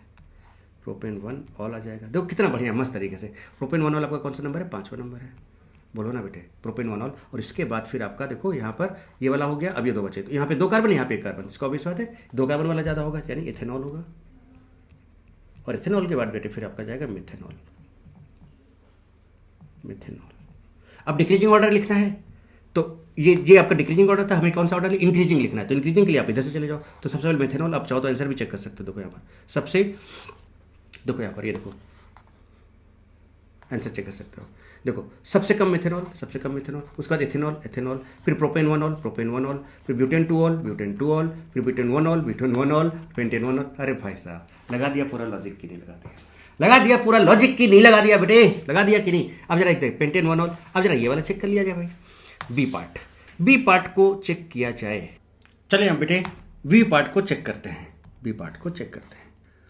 बी पार्ट, ये रहा आपका बी पार्ट। क्या क्या पढ़िए जरा सा। पेंटेन 1 ऑल, पेंटेन 1 ऑल, ये देखिए पेंटेन 1 ऑल हो गया बेटा। पेंटेन 1 ऑल पहला, पेंटेन 1 ऑल। इसका नाम लिख लिया जाए, इसका नाम लिख लिया जाए, पेंटेन 1 ऑल। स्ट्रक्चर के साथ, स्ट्रक्चर के साथ पेंटेन 1 ऑल को लिख लिया जाए। चलिए आगे बात करते हैं। नॉर्मल ब्यूटेन, अरे ये तो हाइड्रोकार्बन आ गया भाई। Normal butane 1 2 3 4 butane, normal butane है ना, normal butane, normal butane, normal butane, normal butane. अरे बोलो बेटे, अगला कुछ तो बोला करो बेटे, कुछ तो बोले। पेंटेनल, पेंटेनल 1 2 3 4 5, पेंटेनल मतलब अल्डिहाइड। पेंटेनल हो गया 1 2 3 4, एक कार्बन और, पेंटेनल हो गया Pantanal. And pentane 1 all, pentane 1 all, Pantanal हो गया, नहीं पेंटेनल हो गया। उसके बाद ethoxy methane, ethoxy methane, ethoxy methane मतलब CH3 CH2O O, अरे भाई O और क्या है, इथॉक्सी इथेन है ना, तो फिर CH2 CH3 कर दो। ये आपका अल्डिहाइड है बेटे, ये ईथर है। बहुत सिंपल सी बात बेटा। पोलैरिटी सबसे कम कहां पर है? ये हाइड्रोकार्बन में, वीक वन डाउन फोर्स। यहां पे आप देख रहे हो H बॉन्ड आ गया, यहां पर अगर आप देखें तो यहां पर बेटे H बॉन्ड आ गया, H बॉन्ड। यहां पर आपके पास है H बॉन्ड, यहां पर नो H बॉन्ड, पहले H बॉन्ड नहीं है तो काट दिया जाए। यहाँ पर भी H बॉन्ड नहीं है तो काट दिया जाए, यहाँ पर भी H बॉन्ड नहीं है तो काट। इसका मतलब बेटा H बॉन्ड इसमें, तो यानी पेंटेन 1 ऑल तो सबसे ज्यादा होगी, इसको पहला नंबर दे दिया जाए, इसको पहला नंबर। चलिए हो गया। सबसे लीस्ट में बेटा किसको डाल दिया जाए? यहाँ पर ये नॉन पोलर है आपका, नॉन पोलर है, वेरी वीक। तो इसका मतलब सबसे लास्ट में कितने? 1 2 3 4 है टोटल 4 है। तो इसका मतलब हाइड्रोकार्बन तो आपका चौथे नंबर पे आ गया, हाइड्रोकार्बन तो आपका कौन से नंबर पे आ गया बेटे? चौथे नंबर पे। तो इसका चौथा नंबर हो गया। अब बच्चा 2 और 3 के पीछे फाइट है। ये अल्डिहाइड है और ये ईथर है, ये अल्डिहाइड ईथर है। पोलैरिटी यहां पर भी है, पोलैरिटी यहां पर भी है, बट बेटा यहां पर पाई क्लाउड आ गया, पाई बॉन्ड आ गया, तो more polarity, more dipole moment, more polarity and more dipole moment. तो इसका मतलब इसमें इंटरेक्शन ज़्यादा हो जाएगा, तो 1 4 हो गया। तो इसका मतलब सेकेंड नंबर आपका ये आ जाएगा और बेटे थर्ड नंबर आपका ये आ जाएगा, दिस विल बी थर्ड। मुझे लगता है आप कहानी एकदम समझ गए होंगे। यानी कि सबसे कम वाला देखते हैं सबसे पहले। तो चौथा नंबर नॉर्मल ब्यूटेन, देखिए चौथा नंबर बेटे नॉर्मल ब्यूटेन, ये देखिए चौथा नंबर आ गया आपका नॉर्मल ब्यूटेन, ये देखिए आंसर आपके सामने है। उसके बाद फोर्थ के बाद फिर जस्ट उससे ज़्यादा वाला 3 ईथर आ गया, देखो इथॉक्सी इथेन आ गया बेटे। उसके बाद देखो सेकंड नंबर पे देखो अल्डिहाइड पेंटेनल आ गया, और देखो सबसे ज़्यादा जिसका है वो आपका पेंटेन 1 ऑल आ गया। बताओ ना बेटे। तो इस तरह से बेटा आप बॉइलिंग पॉइंट वगैरह कंपैरिजन कर पाओगे कि नहीं कर पाओगे? इस तरह से बेटा आप बॉइलिंग पॉइंट वगैरह का कंपैरिजन कर पाओगे कि नहीं कर पाओगे? मस्त और मजेदार तरीके से बेटा फिजिकल प्रॉपर्टीज की बात कर पाओगे कि नहीं कर पाओगे? सॉल्युबिलिटी बताया, बॉइलिंग पॉइंट बताया, बॉइलिंग पॉइंट का कॉन्सेप्ट बताया, ये क्वेश्चंस भी आपके सामने रखे हुए हैं और इस तरह से बेटा देखो आप बहुत प्रॉपर तरीके से ये सारे काम कर सकते हो। So this is about physical property. किसके बारे में बात की बेटा हम लोगों ने अभी? फिजिकल प्रॉपर्टीज के बारे में बात की। और मुझे लगता है कि यहां तक आपको जितना भी मैंने समझाया बेटे सब कुछ बहुत बढ़िया, मस्त और जबरदस्त तरीके से समझ में आ गया होगा। ठीक है, तो फिजिकल प्रॉपर्टीज के बाद हम लोग जो नेक्स्ट बात करने जा रहे हैं, बताइए गेस कीजिए बेटा। फिजिकल प्रॉपर्टी के बाद हम लोग जो नेक्स्ट जो काम करेंगे वो क्या होगा? That will be chemical properties of phenol. Chemical properties of phenol की बात करेंगे। ओके, तो चलिए स्टार्ट करते हैं बेटे। केमिकल प्रॉपर्टीज ऑफ फिनॉल, है ना। तो फिनॉल की हम लोग क्या बात करेंगे बेटे? केमिकल प्रॉपर्टीज की बात करेंगे और इसमें हम लोग देखेंगे कि किस तरह से फिनॉल का केमिकल रिएक्शन होता है ना। उसकी कई सारी प्रॉपर्टीज की बात करेंगे। फिनॉल में बहुत अच्छे अच्छे रीअरेंजमेंट रिएक्शंस भी हैं, वो सारी भी हम लोग देखेंगे स्टेप बाय स्टेप बेटे, है ना। तो यहाँ पर जो हम सबसे पहले बात करने जा रहे हैं, सबसे पहले फिनॉल की केमिकल प्रॉपर्टीज में, और वो पता है क्या बेटे? That is acidic nature of phenol.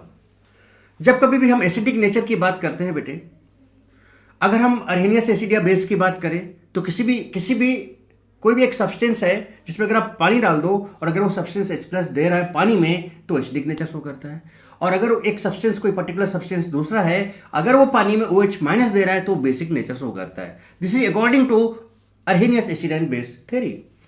ऐसे ही बेटा आपका एक आता है क्या? Bronsted acid and base theory. According to Bronsted acid and base, जो ब्रोंस्टेड एसिड होते हैं या जो एसिड होते हैं उनको किसी भी सॉल्वेंट में अगर आप डालो, water is not necessary, water हो भी सकता है, वाटर नहीं भी हो सकता है, ठीक है। बट अगर आप उस सब्सटेंस को किसी सॉल्वेंट में डाल रहे हो और अगर वो H+ आयन डोनेट कर रहा है तो एसिड होगा। और कोई सब्सटेंस एक पर्टिकुलर सॉल्वेंट में अगर वो H+ आयन को एक्सेप्ट कर रहा है, H+ आयन एक्सेप्टर है वो, तो ब्रोंस्टेड बेस होता है, ठीक है। तो यहां पर ब्रोंस्टेड एसिड और बेस के लिए पानी सॉल्वेंट होना मैंडेटरी नहीं है, पानी हो भी सकता है, नहीं भी हो सकता है। बट अरहेनियस एसिड और बेस के लिए जो सॉल्वेंट है वो कंफर्म पानी ही होना चाहिए, वाटर ही होना चाहिए। वाटर के लिए ही डिफाइंड है Arrhenius acid and base theory. But Bronsted acid क्या होता है? H+ ion donor. Bronsted base क्या होता है? H+ आयन एक्सेप्टर होता है, ठीक है। अब H+ की बात हो रही है एसिडिक नेचर का मतलब, तो देखो क्या क्या चीजें यहां पर है, कैसे क्या क्या हो सकता है, समझते हैं बात को बेटे। Reaction involving cleavage. अब जैसे कि फिनॉल है बेटे, आप देखो जब आप फिनॉल की बात कर रहे हो या अल्कोहल की बात कर रहे हो, जब आप अल्कोहल की बात कर रहे हो तो देखो यहाँ पर ROH है, ये। जब आप फिनॉल की बात कर रहे हो तो बेटा यहाँ पर देखो PHOH है। और जब आप इनके एसिडिक नेचर की बात कर रहे हो तो ऑब्वियस सी बात बेटा यहाँ से H+ को आप निकालने की कोशिश करोगे।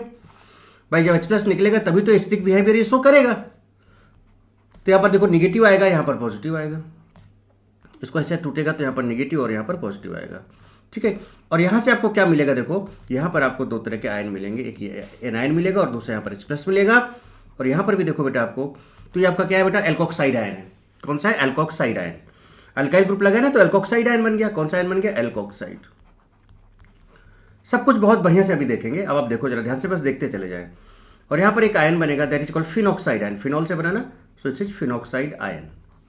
फिनॉक्साइड आयन और प्लस इसने H+ दिया। चूंकि ये दोनों H+ दे रहे हैं, ये भी H+ दे रहा है, अल्कोहल भी दे रहा है H+, और बेटा फिनॉल भी H+ दे रहा है। तो इसका मतलब ये दोनों के दोनों कौन सा नेचर शो कर रहे हैं? एसिडिक नेचर शो कर रहे हैं। और हमें पता है, हम लोग पहले भी पहले बात कर चुके हैं, कई जगह बात कर चुके हैं, जीओसी में भी बात कर चुके हैं कि जो भी एसिड का एनायन होता है बेटे, जो भी एसिड का क्या होता है? एनायन होता है, वो जितना ज्यादा स्टेबल होता है उसका एसिडिक कैरेक्टर भी उतना ही ज्यादा होता है। तो अभी चेक करेंगे कि अल्कोहल का एनायन और फिनॉल का एनायन में कौन ज्यादा है ना स्टेबल है। जो ज्यादा स्टेबल होगा उसका एसिडिक कैरेक्टर, उस एसिड का एसिडिक कैरेक्टर ज्यादा होगा। देखेंगे किसका क्या हो सकता है, क्या नहीं हो सकता। सबसे पहले बात बेटे, तो यहां पर एक्चुअली में हम लोग बात क्या करें? Cleavage of OH bond. देखो O और H बॉन्ड टूटा तभी तो H+ दिया ना, तभी तो एसिडिक नेचर शो करेगा बेटे। तो यहां पर क्या बात हो रही है? Cleavage of OH bond. अब acidity of alcohols and phenols में रिएक्शन विथ मेटल्स। अल्कोहल की रिएक्शन अगर हम मेटल से करें तो alcohol and phenol reacts with active metals such as sodium, potassium, aluminium to yield corresponding alkoxide या phenoxide.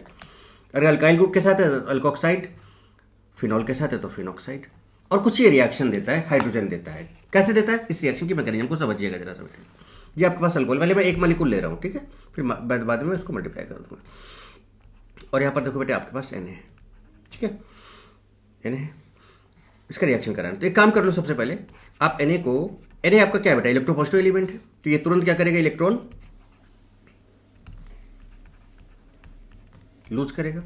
ये देखो, इसका देखो ये अल्कोहल है बेटे, समझिएगा बात को। अल्कोहल है, अल्कोहल में क्या होगा बेटा, ये तुरंत ये बॉन्ड ऐसे टूटेगा, यहाँ पर Na+, यहाँ पर H+ होगा, ठीक है। तो क्या दे देगा, देखो ये RO- दे देगा, प्लस H+ देगा। बात को समझिएगा। फिर ये H+ और ये एक इलेक्ट्रॉन, ये H+ और एक ये इलेक्ट्रॉन मिलके H रेडिकल बना देंगे, H रेडिकल बना देंगे। अब बात समझिएगा, अब मैं क्या करने जा रहा हूं, फिर आपस में H रेडिकल आपस में मिलकर हाइड्रोजन गैस बनाते हैं। अब चूंकि यहां पर एक है तो इसको बैलेंस कर लेते हैं। चलो सबसे पहले तो यहां पर मैं क्या कर लूं, तो 2 लिख दे रहा हूं मैं, यहाँ पर 2, तो यहाँ पे 2 इलेक्ट्रॉन हो गए, ये 2 मॉलिक्यूल हो गया, ये 2, तो यहाँ पे 2 H+ हो गए। अब देखो ये 2 H+, तो यहाँ पर 2 इलेक्ट्रॉन भी है तो 2 इलेक्ट्रॉन हो जाएंगे यहाँ पर, और आपका 2 H रेडिकल बन जाएगा। अब ये जो 2 H रेडिकल है बेटे, ये आपस में कंबाइन होकर क्या बना देते हैं बताओ, H2 गैस बना देते हैं, ठीक है। H रेडिकल कैसे बना था बेटे, H+ था, इसने 1 इलेक्ट्रॉन लिया, तो भाई जब ये 1 इलेक्ट्रॉन लेगा तो बेटा बताओ इसके पास एक इलेक्ट्रॉन आ जाएगा और नेगेटिव चार्ज भी आ जाएगा, तो प्लस था और माइनस और एक इलेक्ट्रॉन है, तो प्लस माइनस न्यूट्रलाइज हो जाएगा और देखो क्या बन जाएगा, H रेडिकल बन जाएगा। समझ में आया बेटे। तो कुछ तरह से आपकी, कुछ इस तरह से बेटे आपकी ओवरऑल रिएक्शन आ जाएगी। तो अगर आप ध्यान से देखो तो यहाँ पर जो RO- बनता है, बात है बेटा ये RO- क्या करता है, यहाँ पर Na+ अवेलेबल है ना, तो ये 2 Na+ के साथ रिएक्ट करके 2 RONA बना देता है। तो ठीक है बेटे। अब देखो यहाँ पर इस रिएक्शन को अगर हम लिखें,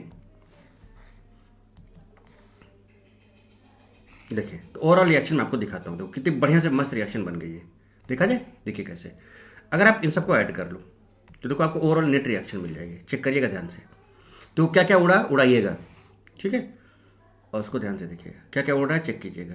देखिए 2Na यहाँ पर है, कोई दिक्कत नहीं। यहाँ पर देखो 2H+, इधर भी 2H+, ये उड़ गया, 2H+ उड़ा, 2H+ उड़ गया, ये तो 2 इलेक्ट्रॉन उड़ गए, 2 रेडिकल ये पूरे उड़ गए, ठीक है। और कुछ उड़ रहा है देखो, नहीं। तो यहाँ पर लेफ्ट साइड में क्या बच रहा है, लेफ्ट साइड में 2 ROH बच रहा है, 2 ROH, देखिए बेटे ध्यान से बच रहा है, प्लस 2Na।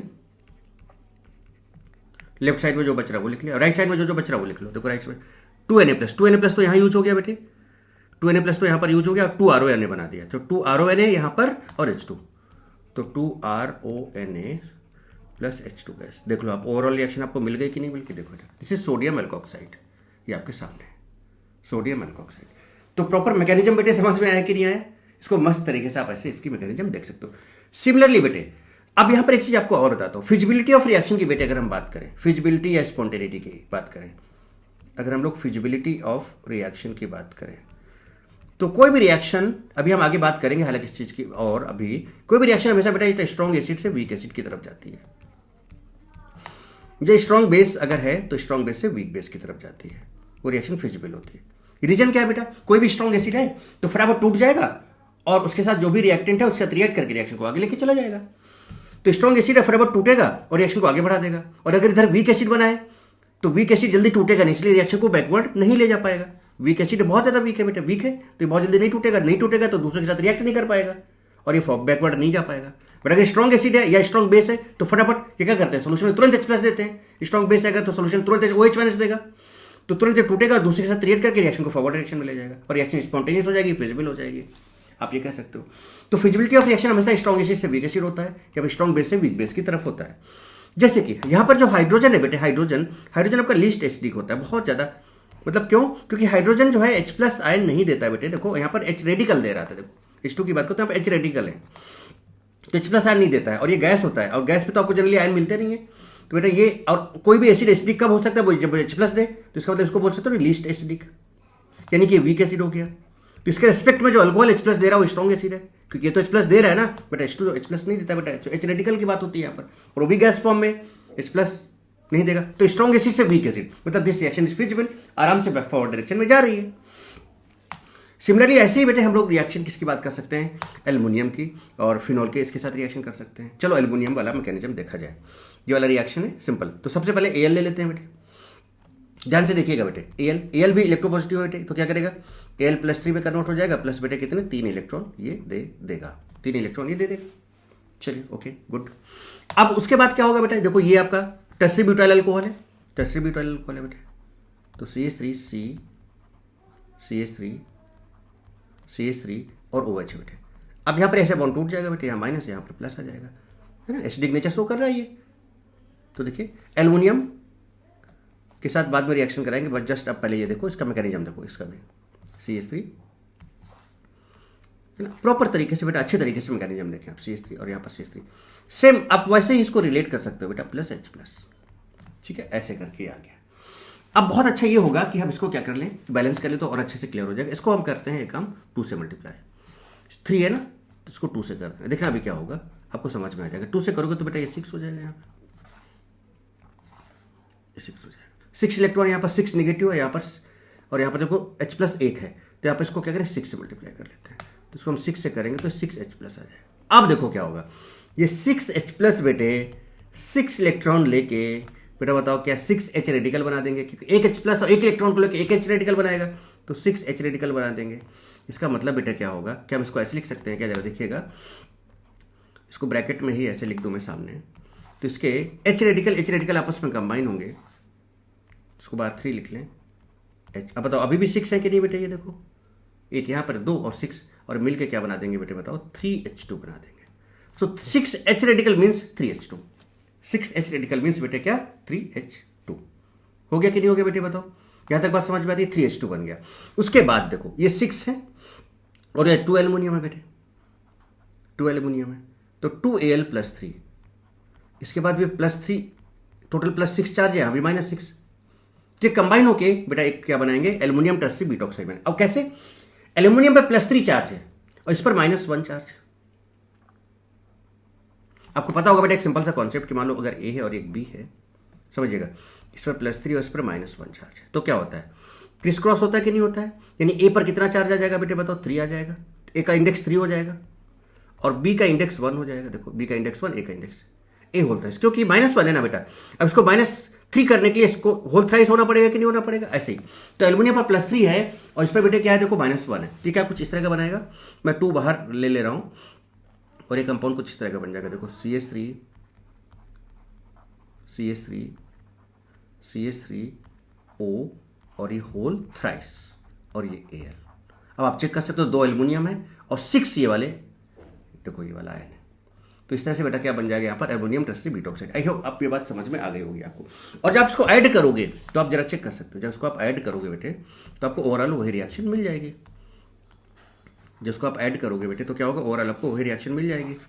अब ऐड करके देख सकते हो, चलो ऐड किया जाए तो क्या क्या कैंसिल हो रहा है, देखो 6 इलेक्ट्रॉन यहाँ पर, ये 6 electron cancel out 6H plus और ये 6H प्लस कैंसिल आउट, ठीक है, बोलो ना बेटे। और इस ये H रेडिकल जो है वो तो H2 में कन्वर्ट हो गया, H रेडिकल किस में कन्वर्ट हो गया बेटे, H2 में कन्वर्ट हो गया, राइट। और Al प्लस 3 साथ कंबाइन होकर ये बन गया, तो इधर प्रोडक्ट में आपको ये मिल जा रहा है, क्योंकि Al प्लस 3 यहाँ चला गया और यहाँ पर ये मिल जा रहा है, रिएक्टेंट में आपको ये और ये मिल जा रहा है। अब आप देखो था 2Al, बेटे समझ रहे हो ना बात में क्या बोलना चाह रहा हूँ, 6 CH3 C CH3 CH3O, देखो यहाँ पर H है और दिस गिव्स क्या, देखो बेटे 6 CH3 6 नहीं हो जाएगा, अब ये दोनों मिल के बेटे यहाँ पर ये बना दे रहे हैं ना, तो ये हो जाएगा 2 CH3O whole thrice Al plus 3H2। देख लो बेटे बन गया है आपका सिंपल, ये आपके सामने है एल्युमिनियम टर्सरी बीट ऑक्साइड। फिर से बताओ बेटे, ये आपका अल्कोहल है तो ये स्ट्रॉन्ग एसिड है, और हाइड्रोजन है तो लीस्ट एसिडिक है, तो स्ट्रॉन्ग एसिड से वीक एसिड जा रहा हो, इसलिए रिएक्शन कैसा है, फिजिबल है। सिमिलरली बेटे फिनॉल की रिएक्शन करा सकते हो।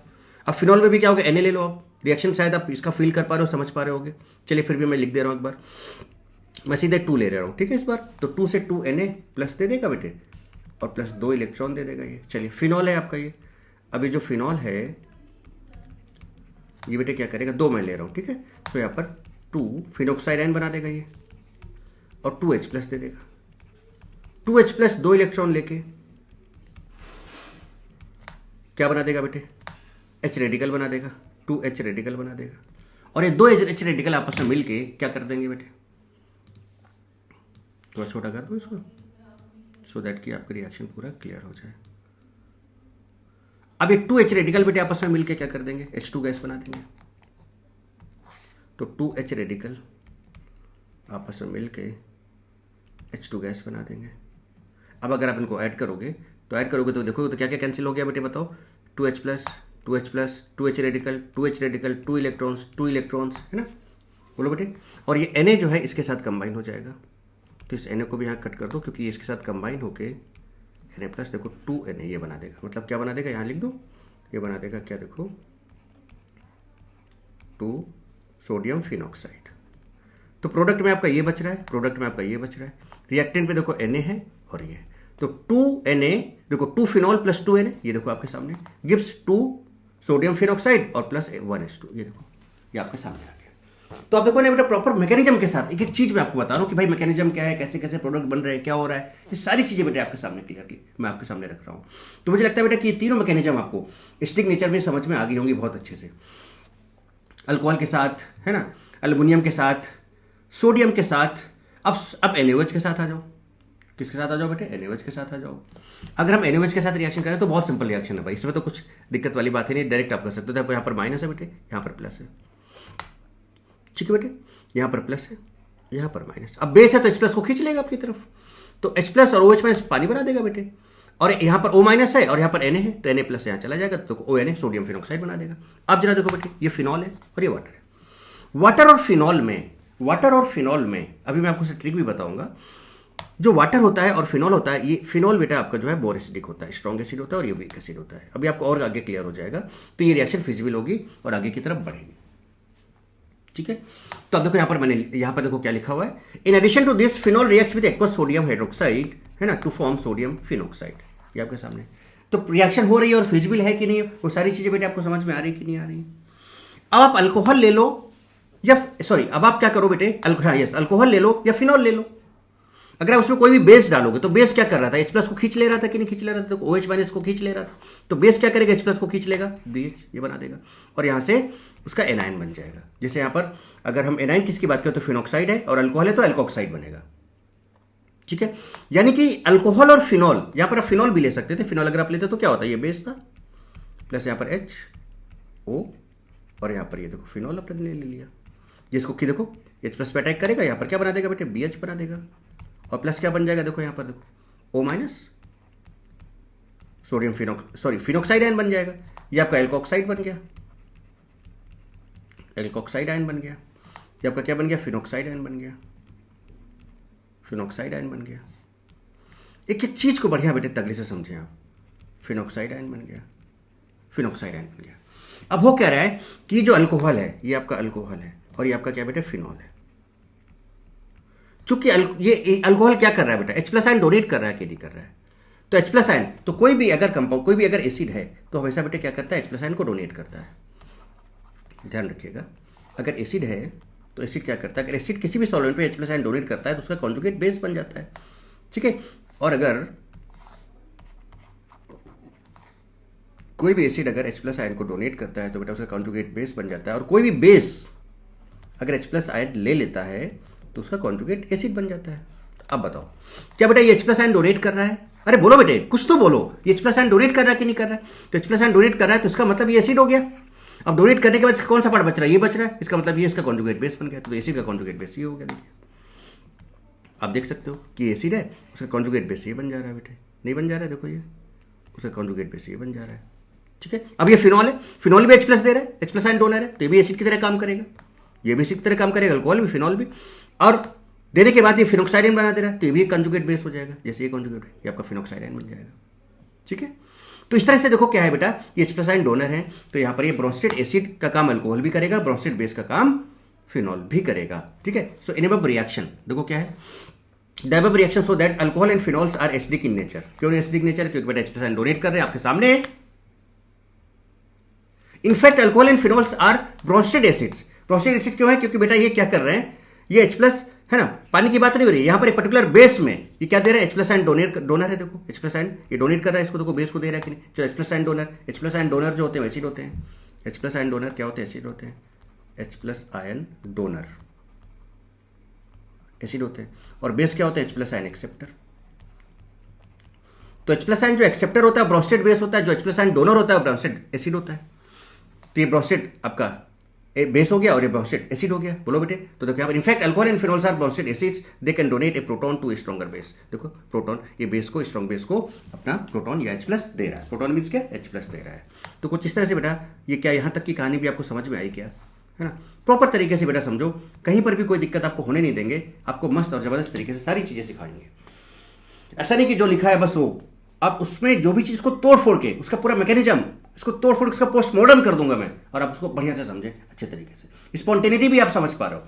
अभी आपको ट्रिक भी बताएंगे, वीकेएसटी भी बताएंगे, सो दैट कि आपको और भी अच्छे से क्लियर हो जाएगा। यहीं पर बेटा सोडियम बाइकार्बोनेट टेस्ट का बहुत बड़ा रोल है, वो भी समझेंगे, उस चीज को भी अच्छे से तगड़े से समझने की कोशिश करेंगे बेटे। मुझे लगता है कि यहां तक बेटे आपको बात बहुत अच्छे से समझ में आ गई होगी। बोलो बेटे, तो ये नेचर समझ में आ गया कि अल्कोहल भी एसिडिक नेचर शो करेगा, फिनॉल भी एसिडिक नेचर शो करेगा। फिर आगे बात ये आएगी कि सर अल्कोहल और फिनॉल में कौन ज्यादा एसिडिक होगा, तो वो बात भी अभी करेंगे, वो बात भी अभी करेंगे। अभी मैंने आपको सिंपल ये बताया कि कोई भी रिएक्शन फिजिबल तब हो सकती है जब वो स्ट्रॉन्ग एसिड से वीक एसिड की तरफ जाए, या स्ट्रॉन्ग बेस से वीक बेस की तरफ जाए, अगर एसिड बेस रिएक्शन चल रही है तो, है ना? फिजिबिलिटी के अलग अलग क्राइटेरिया होते हैं। तो मैं एसिड बेस रिएक्शन की अगर बात करूं, तो अगर स्ट्रॉन्ग एसिड से वीक एसिड जा रहा हो तो फिजिबल होगा रिएक्शन, या स्ट्रॉन्ग बेस से वीक बेस की तरफ जा रहे हो तो फिजिबल होगा रिएक्शन, वो रिएक्शन हो जाएगा। बट अगर आप वीक एसिड से स्ट्रॉन्ग बेस की तरफ जा रहे हो, नॉन फिजिबल रिएक्शन नहीं होगा, या वीक बेस से स्ट्रॉन्ग बेस की तरफ जा रहे हो, नॉन फिजिबल, वो रिएक्शन नहीं होगा। इसको मैंने आपको समझाया भी था कि ऐसा क्यों होगा। तो आपको यहाँ पर क्लियर समझ में आ गया होगा कि अल्कोहल भी एसिडिक नेचर शो कर रहा है बेटे, फिनॉल भी एसिडिक नेचर शो कर रहा है। इसके पहले मेटल की रिएक्शंस क्या थी, डिफरेंट अल्कोहल और फिनॉल के साथ मैंने वो भी आपको दिखाई, सोडियम की दिखाई, एल्युमिनियम की दिखाई, राइट? तो मुझे लगता है कि यहाँ तक प्रॉपर मैकेनिज्म के साथ एक एक चीज आपने बहुत बढ़िया से, बहुत अच्छे से बेटे समझ ली होगी। ओके, चलिए फिर अब आप आगे बात करते हैं। नेक्स्ट इज, देखिए बेटे क्या है, एसिडिटी ऑफ अल्कोहल। अल्कोहल का जो एसिडिक कैरेक्टर है वो अपन कैसे डिसाइड करते हैं, बहुत सिंपल सा तरीका है बेटे। देखो क्या आप देख रहे हो बेटा, यहाँ पर ये जो आपका पहला वाला दिख रहा है, ये प्राइमरी अल्कोहल है, दिस इज प्राइमरी अल्कोहल। देखो ये जिस कार्बन से जुड़ा हुआ है OH, उससे एक ही कार्बन, एक ग्रुप लगा हुआ है, अल्काइल ग्रुप लगा है ना, इसके पास कार्बन होता है बेटे, तो 1 डिग्री हो गया। देखो यहाँ पर 2 अल्काइल ग्रुप हैं, तो यहाँ पर 2 कार्बन कंपाउंड्स हो गए, तो ये 2 डिग्री हो गया। सिमिलरली बेटे ये 3 डिग्री हो गया, तो ये टर्सरी हो गया, ये सेकेंडरी हो गया और ये प्राइमरी हो गया। अब जीओसी में मैंने आपको बहुत तगड़े से सिखाया, इवन कि यहाँ पर इन चैप्टर्स में भी आपको बताया है। मैंने क्या बताया है कि बेटा जब हम एसिडिक कैरेक्टर की बात करते हैं, तो एसिडिक कैरेक्टर में मैंने आप बताया था कि स्टेबिलिटी ऑफ एनायन चेक करते हैं। इसका एनायन बना लो, इसका एनायन बना लो, इसका एनायन बना लो, स्टेबिलिटी ऑफ एनायन चेक करते हैं, ठीक है? अब स्टेबिलिटी ऑफ एनायन के लिए सिंपल से एक तरीका था कि अगर कोई भी एनायन है बेटे, कोई भी एनायन है, ठीक है, तो उसमें चार्ज आ गया, ये चार्ज आ गया, और चार्ज कहीं पर भी आए, चार्ज चाहे पॉजिटिव हो या चार्ज निगेटिव हो, चार्ज चाहे पॉजिटिव हो या चार्ज चाहे निगेटिव, चार्ज आ जाने से, चार्ज बढ़ जाने से, चार्ज बेसिकली एक तरह का टेंशन होता है, टेंशन बढ़ जाने से, चार्ज बढ़ जाने से कंपाउंड की एनर्जी बढ़ती है और स्टेबिलिटी कम हो जाती है। तो यहाँ पर चार्ज है, यहाँ भी चार्ज है, H+ निकाल दोगे, H+ निकाल दोगे, H+ निकाल दोगे। मैं एनायन की बात कर रहा हूँ, मतलब ये मान के चलो माइनस लगाया है मैंने, इसका मतलब आपने यहाँ से H+ निकाल के इसका एनायन बना लिए। अब एनायन माने तो वहां पर चार्ज आ गया। अब चार्ज को जो भी न्यूट्रलाइज करेगा, चार्ज को जो भी कम करेगा, बिकॉज चार्ज इज टेंशन। अब जैसे यहाँ पर देखो बेटा क्या EDE लगा हुआ है, ये आपका इलेक्ट्रॉन डोनेटिंग ग्रुप है, EDG, है ना? आपका ये कौन सा ग्रुप हो गया बेटा? +I ग्रुप हो गया, 1+I। यहाँ पर आप देख रहे हो 2+I है, यहाँ पर आप देख रहे हो बेटे 3+I है, 3+I है। अब ये +I ग्रुप्स क्या होते हैं? अल्काइल ग्रुप्स +I ग्रुप होते हैं, ये बेटा इलेक्ट्रॉन डोनेट करते हैं। तो देखो इसको इलेक्ट्रॉन डोनेट कर रहा है, तो इलेक्ट्रॉन डोनेट करने से बताओ यहाँ पर चार्ज जो है वो बढ़ रहा कि घट रहा है? भाई इलेक्ट्रॉन पे नेगेटिव चार्ज होता है, अभी इसको इलेक्ट्रॉन दे रहा है तो चार्ज और बढ़ गया, चार्ज बढ़ गया मतलब टेंशन बढ़ गया। अब यहां पर देखो ये क्या कर रहा है, ये तो और चार्ज दे रहा है, ये और टेंशन बढ़ा दिया। यहां पर देखो बेटा ये क्या कर रहा है कि ये R और ये R और ये R, ये तीनों R, ये तीनों के तीनों इलेक्ट्रॉन डोनेटिंग हैं, तो बेटा बताओ ये भी टेंशन बढ़ा रहा है, मींस नेगेटिव चार्ज बढ़ा रहा है, ये भी टेंशन बढ़ा रहा है, नेगेटिव चार्ज बढ़ा रहा है, ये भी टेंशन बढ़ा रहा है, नेगेटिव चार्ज बढ़ा रहा है। टेंशन बहुत ज्यादा हो गया, और अगर टेंशन बहुत ज्यादा हो गया तो आप क्या हो जाओगे? आप हाईली अनस्टेबल हो जाओगे। टेंशन होने से कभी आप अच्छा काम कर सकते हो क्या? नहीं कर सकते ना। तो टेंशन का और चार्ज का कॉन्सेप्ट क्या है कि charge is equivalent to tension, charge is equivalent to tension. Charge जितना ज्यादा, टेंशन उतना ज्यादा, और टेंशन जितनी ज्यादा हमारे दिमाग में होगी बेटा हम कोई भी काम अच्छे से नहीं कर पाएंगे, हमारी स्टेबिलिटी उतनी ही कम हो जाएगी। तो यहां पर चार्ज को मैंने एक नाम दिया, क्या दिया? टेंशन। चार्ज को मैंने यहां पर क्या नाम दिया? Anion. Anion is basically charge, anion is basically charge. आप सुनिएगा, समझिएगा बेटा, anion is basically charge and charge is basically tension, charge is basically tension, charge is tension. अब टेंशन अगर ज्यादा होगी, टेंशन अगर ज्यादा हो गई तो बेटा टेंशन होने से आप कोई भी काम अच्छे से नहीं कर पाते हो। तो अगर टेंशन ज्यादा, तो उससे आपका क्या मतलब कि भाई आपकी स्टेबिलिटी कम। भाई टेंशन जितना ज्यादा होगा कोई भी काम आप अच्छे से नहीं कर पाओगे, आपकी स्टेबिलिटी कम हो जाएगी।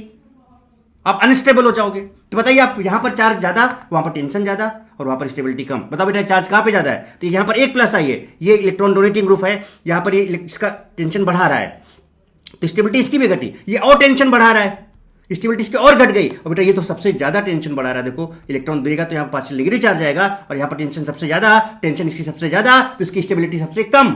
और एनायन जिसका सबसे कम स्टेबल होगा उसका एचडी कैरेक्टर भी उतना ही कम होगा, because acidic character is directly proportional to stability of anion. तो बताओ बेटा, यहां पर टेंशन बहुत ज्यादा, चार्ज बहुत ज़्यादा है, तो इसकी स्टेबिलिटी बहुत कम हो गई। यानी कि यहाँ पर रिलेटिवली अगर देखा जाए तो यहाँ पर टेंशन कम है, यहाँ पर चार्ज कम है, तो इसकी स्टेबिलिटी सबसे ज़्यादा है। तो बताओ बेटा, इस एनायन की स्टेबिलिटी सबसे ज़्यादा, उससे कम इसकी, और सबसे कम इसकी। तो बताओ अगर इसका एनायन सबसे ज़्यादा स्टेबल है बेटे, तो इसका एचडी कैरेक्टर भी क्या होगा? सबसे ज़्यादा होगा। फर्स्ट वाले का, प्राइमरी का, यानी कि हम स्टेबिलिटी ऑर्डर इसके एचडी कैरेक्टर की बात करें तो 1 डिग्री, ये 1 डिग्री है आपका, ये 2 डिग्री, और ये बेटे 3 डिग्री है। तो 1 डिग्री का एचडी कैरेक्टर ज़्यादा होगा, उससे कम 2 डिग्री, उससे कम 3 डिग्री। मुझे लगता है कि ये बात बहुत अच्छे से आपको समझ में आ गई होगी। बोलो बेटे, पढ़ दे रहा हूं एक बार concept. The acidic character of alcohol is due to the polar nature of OH bond. भाई OH बॉन्ड का जो पोलर नेचर है, यहां से H+ निकलेगा तभी तो एनायन बनेगा ना, और H+ निकलेगा तभी एसिडिक कैरेक्टर शो करेगा, राइट? बिल्कुल। And electron releasing group CH3 C2H5 जो भी अल्काइल ग्रुप्स होते हैं, इलेक्ट्रॉन रिलीजिंग ग्रुप होते हैं, प्लस I ग्रुप होते हैं, प्लस H ग्रुप होते हैं। जैसे यहां पर तो प्लस I देख रहे हैं, ठीक है। तो ये क्या करते हैं बेटा? Increases electron density on oxygen, oxygen पे इलेक्ट्रॉन डेंसिटी को बढ़ा दे रहे हैं, tending to decrease the polarity of OH-। तो जितना ज़्यादा यहाँ पर ये बेटे क्या करेंगे, इलेक्ट्रॉन की डेंसिटी को यहाँ पर बढ़ा देंगे तो उसकी पोलैरिटी उतनी ही कम हो जाएगी। क्यों? क्योंकि ये H+ को इलेक्ट्रॉन दे के निकलना था। अब इसकी इलेक्ट्रॉन डेंसिटी अगर बढ़ गई है तो बेटा ये क्या करेगा? इलेक्ट्रॉन दे के निकल नहीं पाएगा, पोलैरिटी कम हो जाएगी, राइट? क्योंकि इलेक्ट्रॉन जब इसको देगा तो यहाँ पर रिपल्स करेगा, तो इतने आसानी से इलेक्ट्रॉन नहीं, ये बहुत कम इलेक्ट्रॉन दे पाएगा। क्यों? क्योंकि यहाँ पर बहुत ज़्यादा नेगेटिव चार्ज है, तो और इलेक्ट्रॉन नहीं लेना चाहेगा ना बेटे, इसलिए यहाँ से H+ कम निकलेगा, इसका एचडी कैरेक्टर कम होगा। बात समझ रहे हो? So this decrease the acidic strength. बात समझ रहे हो? तो देखो यहाँ पर increase electron density on oxygen tending to decrease the polarity of OH bond, this decrease the acidic strength. For this reason the acidic strength of alcohol decreases in the following order. बोलो बेटे, कहानी समझ में आई? इसका एक simple सा मैंने VKST भी बना रखा है, आपको बताया था मैंने कि VKST क्या होता है। सिंपल सा, लाइक हमेशा स्टेबिलिटी को इंक्रीज करेगा, स्टेबिलिटी को बढ़ाएगा। लाइक बेटे हमेशा स्टेबिलिटी को क्या करेगा? बढ़ाएगा। समझिएगा मैं क्या बताना चाह रहा हूँ, इस चीज को समझ लो एक बार। हालांकि मैं बहुत बार इस चीज को बता चुका हूं, पर स्टिल।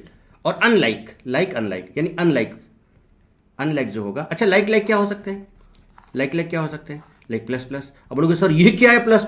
सर प्लस ये देखो अभी समझाता हूं क्या, माइनस। ये लाइक हो गए, ठीक है। अब समझिएगा कि अब बोलोगे सर ये प्लस सर लाइक चार्ज कैसे?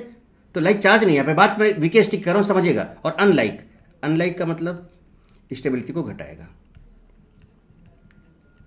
स्टेबिलिटी को घटाएगा। अनलाइक मतलब क्या? प्लस माइनस हो जाए या फिर माइनस प्लस हो जाए। समझिए कैसे मैं क्या कहना चाह रहा हूं। जैसे कि यहाँ पर देखो नेगेटिव एनायन है बेटे, और ये देखो यहाँ पर प्लस है, तो मतलब आपको ये जो यहाँ पर चार्ज नहीं है, प्लस I मतलब पावर देखना कि यहाँ प्लस H है या प्लस M है या प्लस I है, ये इसका मतलब प्लस है, या माइनस M है या माइनस H है या माइनस I, इसका मतलब माइनस है। तो आप यहाँ पे चार्ज देखो, और यहाँ पर देखो जो इलेक्ट्रॉन डोनेटिंग ग्रुप कौन सा है, प्लस वाला है या माइनस वाला है?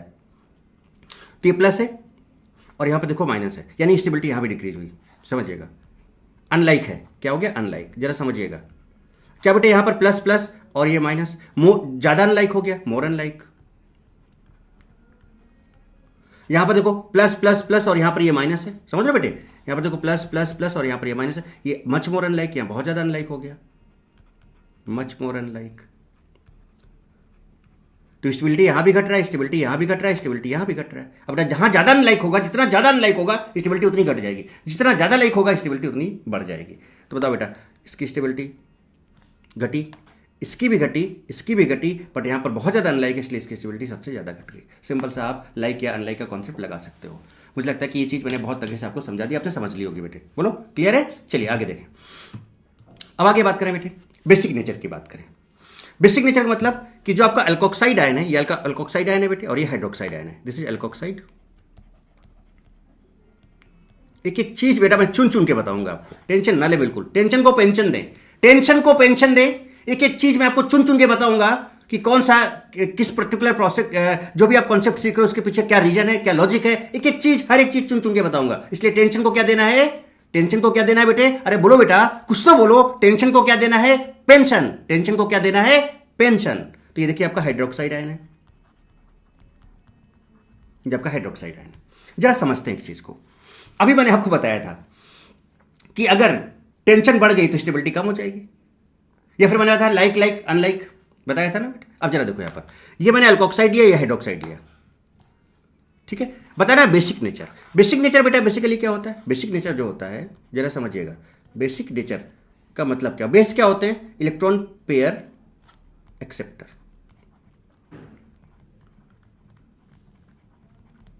या फिर H+ ion acceptor. Electron pair acceptor को हम लोग लुईस बेस बोलते हैं और H+ आयन एक्सेप्टर को हम लोग ब्रोंस्टेड बेस बोलते हैं, BB ब्रोंस्टेड बेस। तो बेसिकली यहां पर हम ब्रोंस्टेड की बात कर रहे हैं। तो H+ आयन एक्सेप्टर होते हैं। अब H+ का मतलब बेटा ये तो खाली है, भूखा है, बहुत ज्यादा भूखा किसका? इलेक्ट्रॉन का। तो H+ आयन एक्सेप्टर यानी कि H+ वहां तेजी से जाएगा जहां पर इसको इलेक्ट्रॉन डेंसिटी अच्छी खासी मिल जाएगी। भाई H+ अगर कहीं पे अटैक करेगा तो भाई इसके पास इलेक्ट्रॉन कम है ना बेटे, इलेक्ट्रॉन का भूखा है ये, तो ये कहां पर ज्यादा अटैक मारेगा? जहां पर इलेक्ट्रॉन डेंसिटी ज्यादा होगी। और जहां पर ज्यादा अटैक मारेगा, जहां पे ज्यादा अटैक मारेगा वो H+ आसानी से एक्सेप्ट कर लेगा, और जो जितना आसानी से H+ को एक्सेप्ट करेगा उसका बेसिक इलेक्ट्रॉन उतना ही ज्यादा होगा। जरा समझिए, यहां पर RO- है, यहां पर HO- है। ये R बेटा इलेक्ट्रॉन डोनेटिंग ग्रुप है। अब इसने क्या किया? यहां पर ऑक्सीजन की इलेक्ट्रॉन डेंसिटी को बढ़ा दिया। समझिए, मैं यहां पर स्टेबिलिटी की बात नहीं कर रहा हूं, मैं यहां पर बेसिक नेचर की बात कर रहा हूं बेटे। यहां पर इसने O- का अल्काइल ग्रुप इलेक्ट्रॉन डोनेटिंग है, इसने O- की इलेक्ट्रॉन डेंसिटी को बढ़ा दिया। यहां पर H नॉर्मल है, यहां पर इलेक्ट्रॉन डेंसिटी लगभग जो थी वही है। तो मतलब बेटा यहां पर इलेक्ट्रॉन डेंसिटी अगर हम दोनों में बात करें, यहां पर और यहां पर, किसमें इलेक्ट्रॉन डेंसिटी ज्यादा है? इलेक्ट्रॉन डेंसिटी यहां पर ज्यादा है, इलेक्ट्रॉन डेंसिटी यहां पर कम है रिलेटिवली। अब H+ आया, इलेक्ट्रॉन का भूखा है बेटे, ये तो इलेक्ट्रॉन का भूखा है। अब ये कहां जाएगा? H+ आया और ये कहां जाएगा? यहां जहां पर इसको इलेक्ट्रॉन थोक के भाव में मिलेंगे, भरपूर मिलेंगे, ये वहां पर अटैक मारेगा। बताओ, इसमें अटैक मार देगा क्योंकि यहां पर मच मोर इलेक्ट्रॉन डेंसिटी है, और जहां पर, और उसका मतलब ये बहुत तेजी से एक्सेप्ट करेगा इलेक्ट्रॉन H+ आयन को। और अगर H+ आयन को बहुत तेजी से एक्सेप्ट करेगा बेटे तो इसका मतलब इसका बेसिक नेचर ज्यादा होगा। So basic nature of alkoxide ion is more than hydroxide ion. Clear कहानी? चलिए अब रिएक्शन दिखा जाए। ये देखो बेटा, आपका अल्कोक्साइड आयन है, ये पानी से रिएक्ट किया। अब इसने क्या किया? पानी से H+ खट से ले लेगा, देखिए ले लिया, ROH बना दिया, और यहां पर OH- रह गया। अब अगर आप देखो तो बेटा अल्कोक्साइड है और ये हाइड्रोक्साइड है, ये अल्कोक्साइड है और ये हाइड्रोक्साइड है। अब इसने जब H+ लिया, समझिए बेटे बेस है ना, ये बेसिक नेचर अभी तो बताया बेस है ये, तो बेस है, जब H+ ले लेगा बेटा तो क्या बना देगा? ROH बना देगा। तो इसका मतलब इसका कॉन्जुगेट एसिड बन गया। ये आपका H+ दे रहा है, तो H+ आयन डोनर क्या होते हैं? एसिड होते हैं, ब्रोंस्टेड एसिड होते हैं। तो H+ ये दे रहा है इसलिए एसिड है, और देने के बाद क्या बचा? OH- बचा। तो क्या बन गया? Conjugate base. ये मैं बता चुका हूं ना बेटे कि कोई भी एसिड जब H+ दे देता है तो उसका कॉन्जुगेट बेस बन जाता है ना। एसिड का मतलब H+ डोनर, और कोई भी बेस जब H+ ले लेता है, H+ ले लेता है, बताओ बेटे ले लेता है मतलब H+ ले लेता है तो कॉन्जुगेट एसिड बन जाता है। अब बताओ बेटे ये क्या कर रहा है? H+ ले रहा है ना, तो H+ अगर ये ले रहा है तो इसका मतलब ये बेस है, और लेने के बाद जो बना ये बना। देखो लेने के बाद ये बन रहा है तो उसका कॉन्जुगेट, बेस ने H+ लिया तो उसका कॉन्जुगेट एसिड बन गया, ये देखिए। और बेटा यहां पर देखो ये H+ दे रहा है, इसको दे रहा है तो एसिड हो गया, और देने के बाद जो बना वो कॉन्जुगेट बेस बन गया। तो एसिड से कॉन्जुगेट, ये कहानी समझ में आई यहां तक? एक एक चीज समझे बात को। चलिए अब बेटा बताओ, अल्कोक्साइड और हाइड्रोक्साइड में बताओ बेटा ये बेस है और ये भी बेस है। बताओ बेटा ये आपका स्ट्रॉन्ग बेस है ना, अभी मैंने बताया, और ये वीक बेस है, और रिएक्शन की फिजिबिलिटी क्या होती है? From strong base to weak base, या स्ट्रॉन्ग एसिड से weak acid, it means this reaction is feasible, ये आसानी से होगी। और इस तरह से आपने देखा कि बेटा यहाँ पर ये रिएक्शन आसानी से हो जा रही है, और यहाँ पर ये भी बेसिक नेचर शो कर रहा है, यहाँ पर ये भी बेसिक नेचर शो कर रहा है, but RO- is more basic. बोलो बेटे, चलो पढ़ा जाए। Alcohols are however weaker acid than water. Alcohol जो होते हैं वो वाटर से वीक एसिड होते हैं। अल्कोहल जो होते हैं, देखो alcohols are however weaker acid than water. ठीक है बेटे?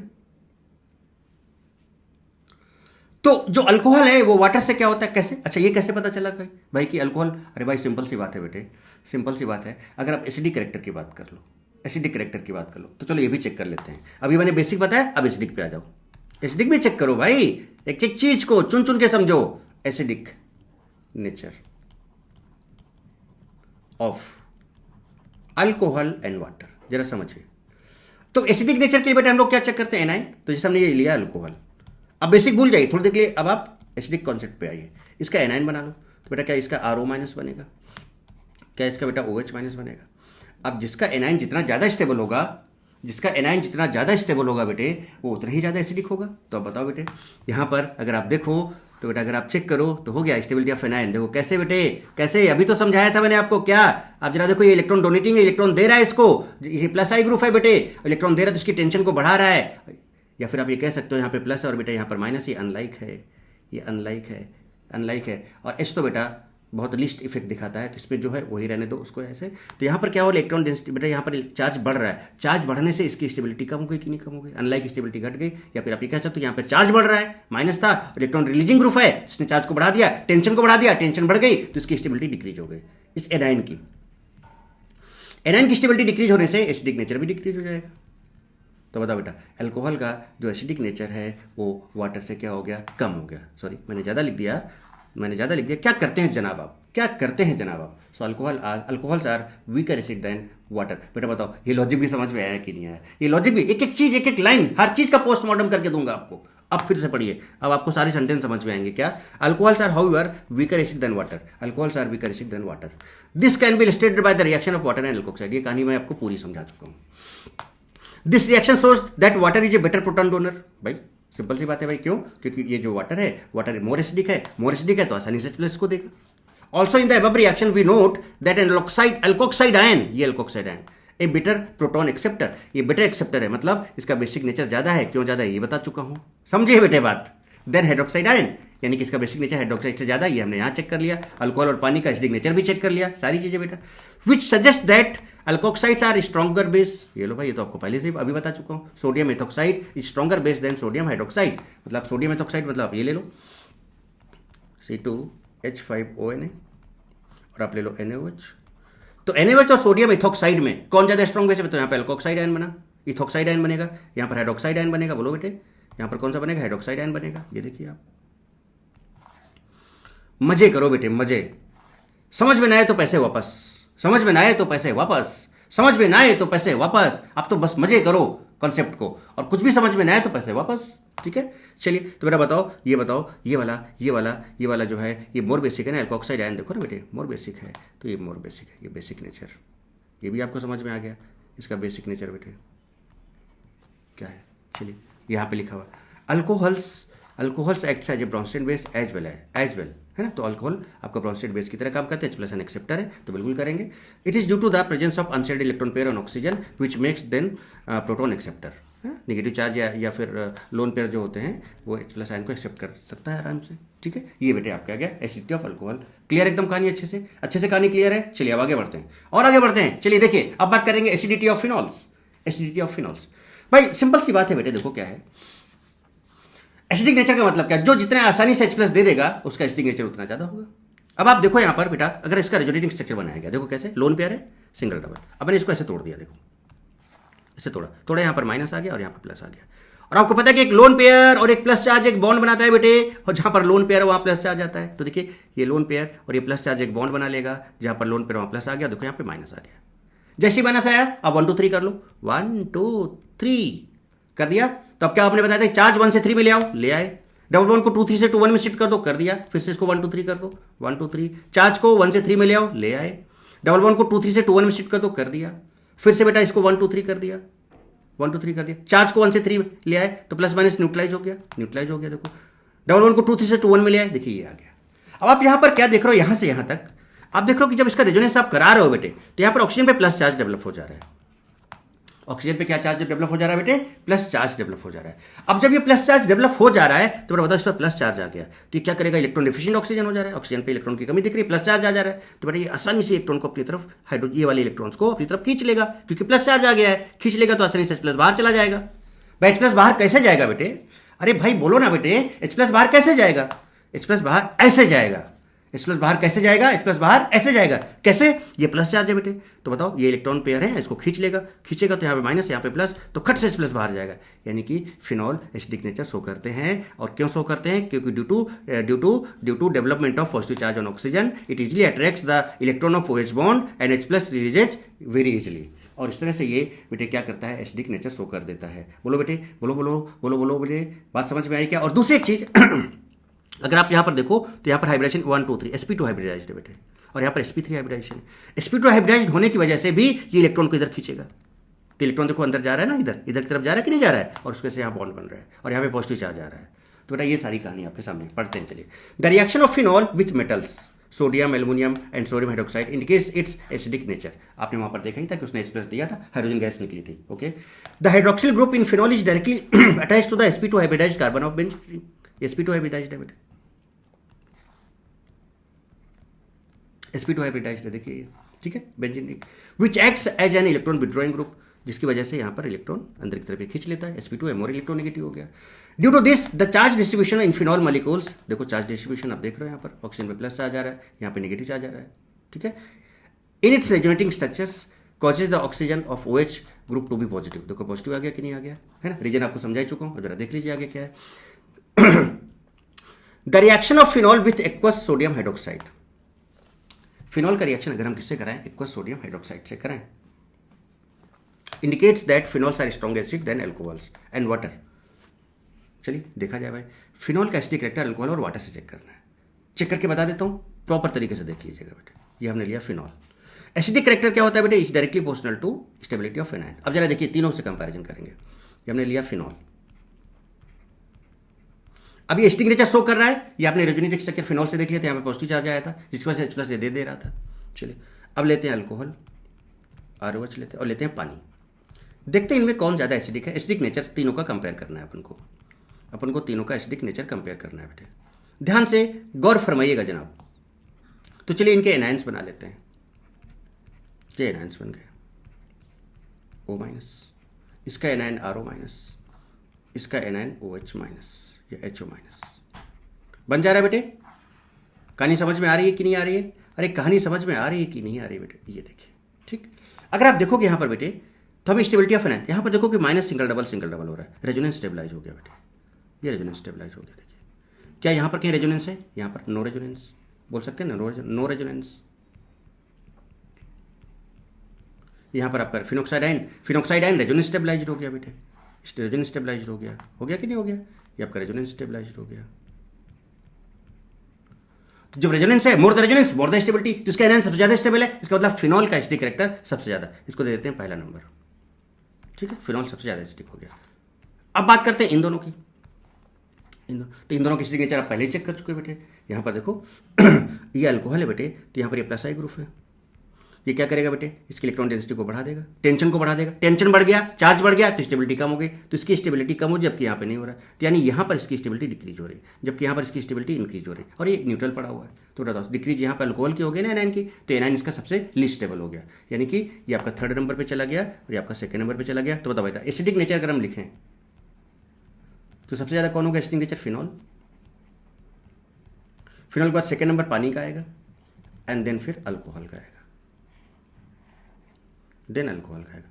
बोलो बेटे, है ना। वाटर और अल्कोहल में एक एक्सेप्शनल केस होता है बेटे, वो क्या होता है कि अगर CH3OH आ गया तो वो मोर एसिडिक होता है पानी से, है ना। एक्सेप्ट यहाँ पर लिख दे रहा हूँ, एक्सेप्ट। इसका रीजन मैंने आज GOC में ऑलरेडी बता रखा है, बट नॉर्मली ऐसा होता है, ठीक है। देखिए प्रॉपर चीज, सारी चीज़ें क्लियर हो गई बेटे।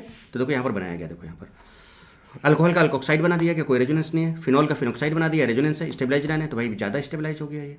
तो ये आपका मोर एसिडिक हो गया, ये मोर एसिडिक हो गया, देन अल्कोहल। और अल्कोहल और वाटर में कंपेयर करें तो बेटा वाटर ज़्यादा एसिडिक हो गया, तो आपका ये ऑर्डर आपका मैंने पूरा का पूरा एकदम चेक करके आपको समझा दिया। चलिए देखिए, the reaction of phenol with aqueous sodium hydroxide indicates that phenols are strong acid than alcohol and water. Clear हो गया कहानी। Let us examine how a compound in which hydroxyl group attached to an aromatic ring is more acidic than one in which hydroxyl group is attached to an alkyl group. मतलब alcohol और phenol में कौन ज्यादा है, तो simple आपके सामने बेटे ये रीजन आपको बता ही दिया है। ओके, बढ़िया से समझ में आ रहा है कि नहीं आ रहा बेटे, बताओ सारी चीजें क्लियर हो रही है कि नहीं अच्छे से बेटे। अरे बोलो ना बेटे, सारी चीजें हो रही। तो देखो अब यहाँ पर क्या लिखा हुआ है, due to higher electronegativity of sp2 hybridised carbon of phenol to which OH is attached, electron density decreases on oxygen. यहाँ पर ये रीजन भी बताया जा रहा है कि भाई sp2 हाइब्रिडाइज्ड है ये, तो यहाँ से ये क्या कर रहा है, इलेक्ट्रॉन्स को अपनी तरफ खींच ले रहा है, तो यहाँ पर इलेक्ट्रॉन डेंसिटी कम हो जा रही है, चार्ज कम हो जा रही है, चार्ज कम हो जा रहा है तो टेंशन कम हो जाएगा, टेंशन कम हो जाएगा तो पेंशन लेने दो उसको, स्टेबिलिटी बढ़ जाएगी। ठीक है, चलिए हर एक चीज को समझिए, ठीक है। OH अटैच, फिर से एक बार पढ़ता हूं। Due to higher electronegativity of sp2 hybridised carbon of phenol to which OH is attached, electron density decreases on oxygen, this increases the polarity of OH bond and results in an increase to its ionisation of phenol than that of alcohol, समझ रहे हो। वही polarity, जब ये खींचेगा इसको यहाँ से sp2 की वजह से, तो जब खींचेगा यहाँ पर बेटे तो क्या होगा कि यहाँ पर पॉजिटिव चार्ज आएगा, पॉजिटिव चार्ज आने से हाइड्रोजन के इलेक्ट्रॉन को अपनी तरफ खींचने लगेगा, तो पोलैरिटी बढ़ जाएगा कि नहीं बढ़ जाएगा, आसानी से प्लस बाहर हो जाएगा। ये इनके कहने का मतलब है, ठीक है। Okay, now let us examine the stability of alkoxide and phenoxide ion. In alkoxide ion the negative charge is localised on oxygen, while in phenoxide ion the charge is delocalised, the delocalisation of negative charge. ये सब कहानी है, ये मैं आपको बता चुका हूँ, मोर the resonance more the stability. बोलो बेटे, बता चुका हूँ कि नहीं बता चुका हूँ? ये देखिए, आप देखिए अल्कोक्साइड आयन का, ये देखिए -1 2 3 1 2 3, चार्ज को 1 से 3 में ले आओ, डबल वन को 1 2 3 से 2 1 में शिफ्ट कर दो, कर दिया। फिर 1 2 3, चार्ज को 1 से 3 में ले आओ, डबल वन को 2 3 से 2 1 में शिफ्ट कर दो, कर दिया, चार्ज यहाँ आ गया। 1 2 3, चार्ज को 1 से 3 में ले आओ, आ गया, डबल वन को 2 3 से 2 1 में शिफ्ट कर दो, कर दिया। 1 2 3, चार्ज को 1 से 3 में ले आओ, डबल वन को 2 3 से 2 1 में शिफ्ट कर दो, देखिए आ गया। तो यहाँ पर देखो हो रहा है क्या बेटा, रेजोनेंस हो रहा है, और रेजोनेंस होने की वजह से more the resonance more the stability. So phenoxide ion more stable and favours the ionisation of phenol, although there is also charge delocalization in phenol. Its resonating structure have charge separation due to which the phenol molecule is less stable and then phenoxide ion. Simple. बोलो बेटे, अरे बोलो ना बेटे, बोलो ना बेटे। इन्होंने कहा कि जो फिनॉल मॉलिक्यूल है, फिनॉल मॉलिक्यूल वो less stable then phenoxide ion. यहाँ पर सिर्फ और सिर्फ नेगेटिव चार्ज की बात हो रही है, नेगेटिव चार्ज, जबकि फिनॉल में चार्ज सेपरेशन आ जा रहा है, पॉजिटिव नेगेटिव दोनों आ जा रहे हैं, इसलिए फिनॉल की स्टेबिलिटी अल्कोक्साइड आयन से कम हो जा रही है। ये देखिए यहाँ पर दिखा देता हूँ, ये देखिए पॉजिटिव नेगेटिव आ रहा है, पॉजिटिव नेगेटिव आ रहा है, पॉजिटिव नेगेटिव आ रहा है, तो इस वजह से इसकी स्टेबिलिटी फिनॉल की फिनोक्साइड से कम हो जा रही है। ये सारी चीज़ें आपको समझाई जा चुकी हैं बेटे, कहाँ पर, जीओसी में, और यहाँ पर भी मैं आपको प्रॉपर समझा दे रहा हूँ, ठीक है। आगे बढ़ते हैं जरा और देखिए। अब एक चीज़ बताओ बेटे, कोई सब्स्टिट्यूटेड फिनॉल है, फिनॉल में आप कोई ग्रुप लगा लो, जैसे आपने NO2 लगा दिया, CH3 लगा दिया, कुछ लगा दिया, तो फिर उनका एसिडिक कैरेक्टर कैसे चेक करोगे? बहुत सिंपल सी बात है, वही टेंशन वाला देख लो या फिर VKST देख लो, एनायन बना लो। सबसे पहले इनका एनायन बना लिया हमने, है ना, पहले ये देख लो। और आपको पता है बेटा कि ये जो फिनॉल है, यहाँ पर लोन पेयर तो ऑर्थो एंड पैराडायरेक्टिंग होता है, यहाँ पर लोन पेयर है, यहाँ पर लोन पेयर है इसके पास, ठीक है, ऑर्थो एंड पैराडायरेक्टिंग ग्रुप्स हैं सारे के सारे, ये OH ऑर्थो एंड पैराडायरेक्टिंग ग्रुप है। एसिडिक नेचर क्या होता है बेटे? स्टेबिलिटी ऑफ एनायन मैं आपको ऑलरेडी बता चुका हूँ, या फिर मैंने फिर से बताया था कि एनायन है तो माइनस है ना बेटे, यहाँ पर तो लाइक वाला, देखो लाइक वाले हैं, देखो यहाँ पर भी माइनस और ये माइनस वाले ग्रुप है, लाइक वाले स्टेबिलिटी बढ़ाएंगे, और देखो यहाँ प्लस और यहाँ पर एनायन पर माइनस है तो स्टेबिलिटी घटाएंगे। यानी कि अगर इस पर इलेक्ट्रॉन विड्रॉइंग ग्रुप लगाए, माइनस वाले लगे तो यहाँ भी माइनस है, स्टेबिलिटी बढ़ाएंगे एनायन की, एसिडिक कैरेक्टर बढ़ाएंगे। और अगर यहाँ पर समझ रहे हो, ये देखो माइनस वाले ग्रुप है ना, ये यहाँ पर नेगेटिव है, अगर यहाँ पर कोई इलेक्ट्रॉन विड्रॉइंग ग्रुप्स लगा दो इन रिंग में, इलेक्ट्रॉन विड्रॉइंग ग्रुप, जो जैसे कि यहाँ पर NO2 है, NO2 क्या शो करता है बेटे? -M शो करता है और -I शो करता है। ये देखो CH3 है, ये आपका +H और +I शो करेगा। अब बताओ बेटे, यहाँ पर ये क्या कर रहे हैं? इलेक्ट्रॉन विड्रॉइंग ग्रुप है, ये इलेक्ट्रॉन डोनेटिंग ग्रुप है। तो अगर सिंपल सा लैंग्वेज समझो बेटे, तो इलेक्ट्रॉन विड्रॉइंग है, इलेक्ट्रॉन को भी तरफ खींचेंगे। जब इलेक्ट्रॉन खींचेंगे तो यहाँ पर इलेक्ट्रॉन डेंसिटी कम हो जाएगी, चार्ज कम हो जाएगा, चार्ज कम हो जाएगा तो टेंशन कम हो जाएगी, स्टेबिलिटी बढ़ जाएगी। जबकि ये टेंशन दे रहे हैं, देखो यहाँ पे नेगेटिव चार्ज है और ऑलरेडी, और यहाँ पे और ये इलेक्ट्रॉन दे रहे हैं, तो इसका टेंशन को बढ़ा दे रहे हैं, चार्ज को बढ़ा दे रहे हैं, तो स्टेबिलिटी घट जाएगी। तो यहाँ पर स्टेबिलिटी घट रही है, यहाँ पर स्टेबिलिटी बढ़ रही है, ये यहाँ पे कुछ नहीं हो रहा है। तो अगर इनका ऑर्डर की बात करें, इसको A बोलते हैं, इसको B बोलते हैं, इसको C बोलते हैं, तो बता बेटा सबसे ज़्यादा स्टेबल कौन होगा? A के बाद आपका क्या आ जाएगा? B क्योंकि कुछ नहीं हो रहा है और यहाँ पे घट रहा है, इसलिए C यहाँ पर आ जाएगा। चलो VKST से देखते हैं। VKST से अगर हम देखें तो बेटा बताओ, ये माइनस है और यहाँ पर भी माइनस है, लाइक स्टेबिलिटी बढ़ गया, यहाँ माइनस है, यहाँ प्लस वाले हैं, अनलाइक स्टेबिलिटी घट गया। लो ये बढ़ रहा है और ये घट रहा है तो लास्ट में चला गया, बढ़ रहा है तो सबसे पहले आ गया, तो भी ऑब्वियसली बीच में आ गया। अरे बोलो ना बेटे, ठीक है। चलिए, in substituted phenols the presence of electron withdrawing groups such as nitro group enhance the acidic character. Nitro group से एसिडिक कैरेक्टर बढ़ गया। बोलो बेटे, when such a group is present and ortho and para position, तो ortho या para पे लगा है, क्योंकि ऑर्थो पैरा पे ही रेजोनेंस होता है बेटे। अगर मेटा पे होता तो केवल आई इफेक्ट आता है। It is due to the effective delocalisation of negative charge in phenoxide ion when substituent is ortho and para position. ये तो सारी कहानी पता है आपको। On the other hand, electron releasing group या इलेक्ट्रॉन डोनेटिंग ग्रुप, ये वाले ग्रुप है ना, जैसे अल्काइल ग्रुप हो गया, such as alkyl groups in general do not favor the formation of phenoxide ion, resulting in decrease in acidic strength. Now cresol आपका क्या है बेटा? क्रिसॉल, देखो पारा क्रिसॉल है, cresol are less acidic than phenol. देखो ये फिनॉल है और ये क्रिसॉल है, बताओ बेटे कौन क्रिसॉल लेस एसिडिक है कि नहीं? देखो यहाँ पर ये तो रीजन आपको समझ में आ गया, इलेक्ट्रॉन डोनेटिंग की वजह से लेस एसिडिक हो गया। सारी कहानी आप समझे बेटे, हर एक कहानी को आप समझने की कोशिश करें, एक एक चीज मैं आपको समझा रहा हूँ। चलिए अब जरा देखिए, ये एग्जाम्पल बड़ा अच्छा है, ऑर्थोनाइट्रोफिनॉल, मेटानाइट्रोफिनॉल एंड पैरानाइट्रोफिनॉल। समझिएगा बेटे, ऑर्थोनाइट्रोफिनॉल, मेटानाइट्रोफिनॉल एंड पैरानाइट्रोफिनॉल। चलिए देखते हैं पहले क्या क्या हो रहा है। ये ऑर्थो पे लगा है, ये मेटा पे लगा है और ये पैरा पे लगा है। तो ऑर्थो एंड पैरा पे तो हम रेजोनेंस देख सकते हैं देखो। और ये माइनस एम माइनस आई होता है, ये माइनस एम माइनस आई। बताओ बेटा, लाइक लाइक हो रहा है तो स्टेबिलिटी बढ़ गया, समझिएगा बेटे, इसका भी स्टेबिलिटी बढ़ गया। लाइक लाइक है देखो, इसका भी स्टेबिलिटी बढ़ गया, दोनों का बढ़ गया, ठीक। इसका मतलब, और यहाँ पर देखो बेटा क्या है, यहाँ पर भी लाइक है, इसका भी स्टेबिलिटी बढ़ रहा है, बट ये मेटा पोजीशन पे, यहाँ पर सिर्फ माइनस आई है तो उतना नहीं बढ़ेगा। यानी कि अगर हम इसको ए बोल दें, इसको बी बोल दें, इसको सी बोल दें, तो हमारा एक्सपेक्टेड क्या होना चाहिए? एक्सपेक्टेड क्या होना चाहिए कि भाई ऑर्थो और पारा का बढ़ रहा है और मेटा का घट रहा है, तो मेटा हमारा लास्ट में चला गया। मैं मेटा ही लिख दूँ सीधे सीधे बेटे, है ना, ब्रैकेट में बी लिख दे रहा हूँ। और उसके पहले अब देखते हैं क्या होगा मेटा, क्योंकि तो यहाँ पर बेटा लाइक लाइक भाई रेजोनेंस है, यहाँ भी रेजोनेंस है तो ज़्यादा बढ़ जाएगा ना, यहाँ पर केवल माइनस आई है तो रेजोनेंस की वजह से इसका भी स्टेबिलिटी बढ़ा, इसका भी बढ़ा। अब सुनो बेटे, रेजोनेंस ऑर्थो एंड पारा में सेम होता है, ठीक है, तब आई से डिसाइड होगा। आई से डिसाइड होगा कैसे? अब यहाँ पे माइनस आई है, यहाँ पे माइनस आई। आई जो है आपका डिस्टेंस डिपेंडेंट होता है, जबकि रेजोनेंस डिस्टेंस इंडिपेंडेंट होता है। तो इसका जो रेजोनेंस है माइनस एम है, उसका जितना पावर ऑर्थो पे होगा उतनी पावर पारा पे होगा, इसलिए इन दोनों का पावर यहाँ पर सेम रहेगा। तो यहाँ से रिजल्ट हम नहीं निकाल पाएंगे, आई इफेक्ट देखेंगे तो आई वाला ज़्यादा क्लोज है माइनस आई। देखो बेटा, लाइक है और पास में, मतलब लाइक है तो स्टेबिलिटी बढ़ा रहा है, और अगर ज़्यादा पास में तो ज़्यादा स्टेबिलिटी बढ़ा देगा। तुम्हारा कॉन्सेप्ट क्या बोल रहा है भाई, इसका स्टेबिलिटी ज़्यादा बढ़ जाएगा। अब देखो लाइक है, यहाँ माइनस यहाँ भी माइनस, स्टेबिलिटी बढ़ा रहा है, बट दूर है तो उतना नहीं बढ़ा पाएगा। तो ये देखो माइनस आई इसकी स्टेबिलिटी को बढ़ा रहा है, और पास में तो ज़्यादा बढ़ा देगा, तो ये ज़्यादा हो गया। तो एक्सपेक्टेड क्या है कि ऑर्थो एंड पारा में ऑर्थो ज़्यादा हो गया ए, और बेटा उसके बाद आपका पारा आ जाएगा, पारा कौन सा आपका सी, ये एक्सपेक्टेड होना चाहिए। बट एक्चुअली में ऐसा नहीं होता, ये रॉन्ग है। क्यों? अब इसमें एक चीज़ और आ जाती है बेटे, and that is called H bond. यहाँ पर बेटा एच बॉन्ड आ जाता है। तो नो डाउट ऑर्थो एंड पारा में रेजोनेंस है तो मेटा से तो ज़्यादा होगा, यानी मेटा तो लास्ट में रहेगा, उसमें कोई दिक्कत नहीं है, क्योंकि वहाँ पर केवल आपका कौन सा है बेटे, माइनस आई है, ये तो लास्ट में रहेगा। अब यहाँ पर इन दोनों में दिक्कत क्या हो रही है, क्योंकि यहाँ पर पार्शियल पॉजिटिव है बेटा, यहाँ पर पार्शियल नेगेटिव है, इनके बीच में एच बॉन्ड हो जाएगा। क्या हो जाएगा बेटा इनके बीच में? H bond. एच बॉन्ड की वजह से बेटा ये हाइड्रोजन कैप्चर हो जाएगा। एसिडिक नेचर का मतलब क्या कि H प्लस निकल जाए। अब यहाँ पर ये एच बॉन्ड की वजह से ये जो एच बॉन्ड है इंट्रा मॉलिक्यूलर एच बॉन्ड हो जा रहा है, इंट्रा एच बॉन्ड, इंट्रा बेटे एक ही मॉलिक्यूल के अंदर, तो एच तो कैप्चर हो गया।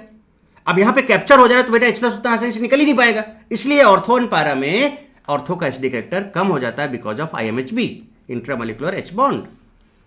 क्योंकि ऑर्थो और पारा के रेस्पेक्ट में ऑर्थो से बेटा H प्लस उतना आसानी से नहीं निकल पाएगा, इसलिए पारा का ज़्यादा हो जाता है, इसलिए पारा सबसे पहले आएगा। कौन सा पारा? आपका सी है, उसके बाद ऑर्थो आएगा। तो बेटा एक्चुअली में ये आपका ऑर्थो आपका कौन सा है बेटे? ए है, तो CAB आएगा, ACB नहीं होगा, ये आपका करेक्ट होगा, यही राइट है। समझ में आ गया बेटे ऑर्थो पारा और मेटा का कॉन्सेप्ट यहाँ पर क्या लग रहा है? पूरा हर एक चीज़ बेटे आप समझो, कोई भी चीज़ ऐसा नहीं है जो आपको कहीं पर दिक्कत आए। हर चीज़ को बेटा मैं बहुत क्लियरिटी से आपको समझाना चाहता हूँ और समझा भी रहा हूँ बेटे, ये बात भी आप अच्छे से समझ पा रहे होगे या नहीं समझ पा रहे हो बेटे? अरे बोलो ना बेटा, कुछ तो बोला करें आप, कुछ तो बोले बेटे। चलिए अब ये रहा आपके सामने एग्जाम्पल, देखिए क्या है। इस एग्जाम्पल को गौर फरमाइएगा बेटे। एसिडिक नेचर और के वैल्यू में क्या रिलेशन होता है? डायरेक्ट रिलेशन होता है। एसिडिक नेचर और के वैल्यू में डायरेक्ट रिलेशन होता है, और चूंकि के और पीके में क्या रिलेशन होता है? तो पीके कुछ तो होता है आपका माइनस लॉग के, तो माइनस यहां लग गया ना, तो के और पीके में इनवर्स रिलेशन हो गया, यानी कि एसिडिक नेचर और पीके में क्या इनवर्स रिलेशन, यानी जिसका पीके सबसे कम होगा उसका एसिडिक कैरेक्टर सबसे ज्यादा होगा, या जिसका पीके सबसे ज्यादा होगा उसका एसिडिक कैरेक्टर सबसे कम होगा, इनवर्स या फिर के से। तो यहां पर पीके वैल्यू दिया हुआ है, तो पीके से तो पहले हम एक काम करते हैं, इनका एसिडिक ऑर्डर डिफाइन कर लेते हैं, और जिसका एसिडिक ऑर्डर सबसे ज्यादा होगा बेटा उसका पीके सबसे कम होगा। पीके वैल्यू हम बाद में मैच करेंगे, वैल्यूज आपको लर्न नहीं करनी है। अब देखो मैंने एग्जाम्पल स्ट्रक्चर्स भी बना रखे हैं। देखो ऑर्थोनाइट्रोफिनॉल ये आपका है, ये पीके वैल्यूज दी हुई हैं, ठीक है, और ये इनके फॉर्मूले दिए हुए हैं। मेटानाइट्रोफिनॉल ये आपका है, देखो बेटा पैरानाइट्रोफिनॉल ये है आपके सामने, ठीक है, फिनॉल बन दिया। ऑर्थोक्रिसॉल देखिए, ऑर्थोक्रिसॉल है बेटे, मेटाक्रिसॉल ये है आपके सामने, पैराक्रिसॉल ये है, एथेनॉल ये है। अच्छा बेटा, एथेनॉल और फिनॉल में कौन ज़्यादा एसिडिक होगा? एथेनॉल और फिनॉल में फिनॉक्साइड आयन बनता है बेटे, और फिनॉक्साइड आयन की वजह से यहाँ पर रेजोनेंस आता है इन सब में, तो ये ज़्यादा एसिडिक हो गए देन अल्कोहल, यानी कि ये वाला तो सबसे लास्ट में चला गया। तो एसिडिक कैरेक्टर की बात अगर हम लोग करें तो देखो एथेनॉल सबसे लास्ट में, क्यों? क्योंकि यहाँ पर कोई रेजोनेंस नहीं है, यहाँ पर रेजोनेंस की वजह से इन सबका एसिडिक कैरेक्टर एथेनॉल से ज़्यादा। चलिए एक तो कम हो गया, एथेनॉल सबसे कम। चलिए अब बात आती है कि भाई इन सब में हमें फाइट करनी है, चलिए फाइट किया जाए। यहाँ पे NO2 है, लिखिएगा, देखिएगा ध्यान से, गौर फरमाइएगा जनाब। देखिए यहाँ पर प्लस एम प्लस आई, माइनस एम माइनस आई है, माइनस एम माइनस आई, माइनस एम माइनस आई, यहाँ पर बेटे माइनस एम, यहाँ पर सिर्फ और सिर्फ ये मेटा पे है तो इसलिए माइनस आई है, यहाँ पर माइनस एम माइनस आई है, ठीक। यहाँ पर कुछ नहीं है, यहाँ पर आपका देखो प्लस एच प्लस आई, यहाँ पर प्लस एच नहीं सिर्फ और सिर्फ प्लस आई है, क्योंकि मेटा पे सिर्फ इंडक्टिव इफेक्ट काम करता है। और यहाँ पर आप देखो तो बेटा प्लस एच और प्लस आई है। अब एनाइन बनाओ इनके, ये एनाइन ये एनाइन। एक बार आप बेटा खुद भी ट्राई करें, एक बार आप खुद भी ट्राई करें तो आपको और क्लियरिटी मिल जाएगी बेटे अच्छे से। एक बार जब खुद भी ट्राई करोगे तो आपको और अच्छे से क्लियरिटी बेटे मिल जाएगी। एनाइन बना रहा हूँ बेटे, है ना, मतलब ये मान के चलो कि मैं एच प्लस यहाँ से निकाल दे रहा हूँ। ये देखिए ये आ गया आपका, ये आ गया। इसका तो बात कर ही चुके ऑलरेडी। ओके बेटे, आप जरा देखिएगा ध्यान से, गौर फरमाइएगा जनाब। अगर आप देखें यहाँ पर क्या देखें तो मतलब क्या देखें, अब देखें मैं दिखा रहा हूँ आपको क्या दिखाना चाह रहा हूँ, देखिएगा ध्यान से बेटे। यहाँ पर लाइक हो जा रहा है, देखो लाइक लिख दो, देखो माइनस माइनस यहाँ भी लाइक हो जा रहा है, माइनस माइनस यहाँ भी लाइक हो जा रहा है। अरे भाई यहाँ कुछ नहीं हो रहा, यहाँ बेटा माइनस प्लस अनलाइक हो जा रहा है। ओहो, यहाँ से देखो खींच दो लाइन, यहाँ से नीचे वाले सबके सब अनलाइक हो जा रहे हैं, देखो अनलाइक। ऊपर वाले यहाँ से यहाँ तक लाइक हो जा रहे हैं, लाइक लाइक देखो। तो एक चीज़ तो क्लियर है कि बेटा यहाँ स्टेबिलिटी बढ़ेगा और इन वालों का स्टेबिलिटी घटेगा। ये बात समझ में आ गई कि नहीं आ गई? और फिनॉल बीच में रह जाएगा, फिनॉल बीच में, यानी कि ये घटेंगे तो इनके जस्ट पहले फिनॉल ऊपर आएगा, क्योंकि इनका घट रहा है, फिनॉल का कुछ नहीं हो रहा है, ये बढ़ रहा है। तो अभी इन तीनों में सबसे ज़्यादा किसका एसिडिक कैरेक्टर होगा? तो अभी बताया बेटा, ये ऑर्थो है, ये बेटा है और ये पारा है। तो बताओ पारा का बताया था कि सबसे ज़्यादा होता है, पारा के बाद फिर क्या बताया था मैंने? ऑर्थो बताया था, ऑर्थो के बाद फिर मैंने मेटा बताया था। अभी आपके सामने देखो, पारा पारा ऑर्थो मेटा, ये आपके सामने। तो अब जरा चेक करें, पारा आपका कौन सा वाला है? ये वाला है पारा। देखो पारा सबसे ज़्यादा, ये देखिए पारा नाइट्रोफिनॉल, चेक करते जाएं। पारा के बाद क्या बताया था? ऑर्थो, देखिए ऑर्थो नाइट्रोफिनॉल, फिर मेटा नाइट्रोफिनॉल। लीजिए इन तीनों का काम खत्म। अब बेटा इसके बाद इन सब का तीनों का घट रहा है, क्योंकि अनलाइक हो रहा है, तो इसका मतलब इन तीनों से पहले फिनॉल आ जाएगा। देखिए फिनॉल आ गया, कहाँ गया phenol? Phenol phenol phenol phenol छूट गया क्या? फिनॉल छूट गया क्या? यस, तो फिनॉल यहाँ पे डाल लो बेटे, फिनॉल को यहाँ डाल लो, फिनॉल, ठीक है, आ गया फिनॉल यहाँ पे। चलिए अब आगे देखें, फिनॉल हो गया।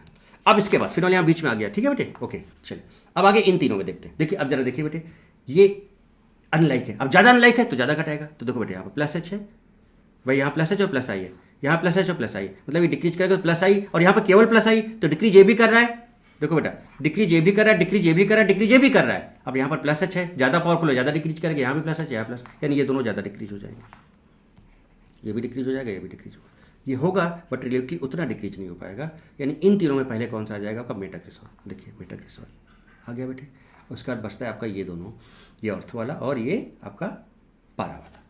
तो यहाँ भी प्लस है, यहाँ प्लस है, तो अब प्लस आई से काम चलो। तो प्लस आई बेटे, प्लस आई क्या करेगा? इलेक्ट्रॉन देगा, मतलब अनलाइक है, अनलाइक है मतलब घटा रहा है, और ज़्यादा पास में तो ज़्यादा घटा देगा, यानी कि इसका ज़्यादा घट जाएगा, यानी उसके पहले आपका पारा वाला आ जाएगा। देखिए पारा, फिर ऑर्थोक्रिसॉल और लास्ट में मिथेनॉल। पारा और ऑर्थो का लगभग वैल्यू सेम होता है, एसिडिक कैरेक्टर, बहुत ज़्यादा फर्क नहीं पड़ता। बेटा बताओ, पूरी लिस्ट आपके सामने है क्या? और लिस्ट जब आपके सामने है तो बेटा बताओ, ये आपका एसिडिक कैरेक्टर का ऑर्डर है, वही के का ऑर्डर होगा, इसका उल्टा कर दो तो आपका पी के का ऑर्डर आ जाएगा। देखिए अब आप चेक कर सकते हो, मैं पी के दिखा देता हूँ आपको। देखो पी के सबसे ज़्यादा एथेनॉल का होगा, उल्टा कर दिया, देखो एथेनॉल, ये देखिए 15.9।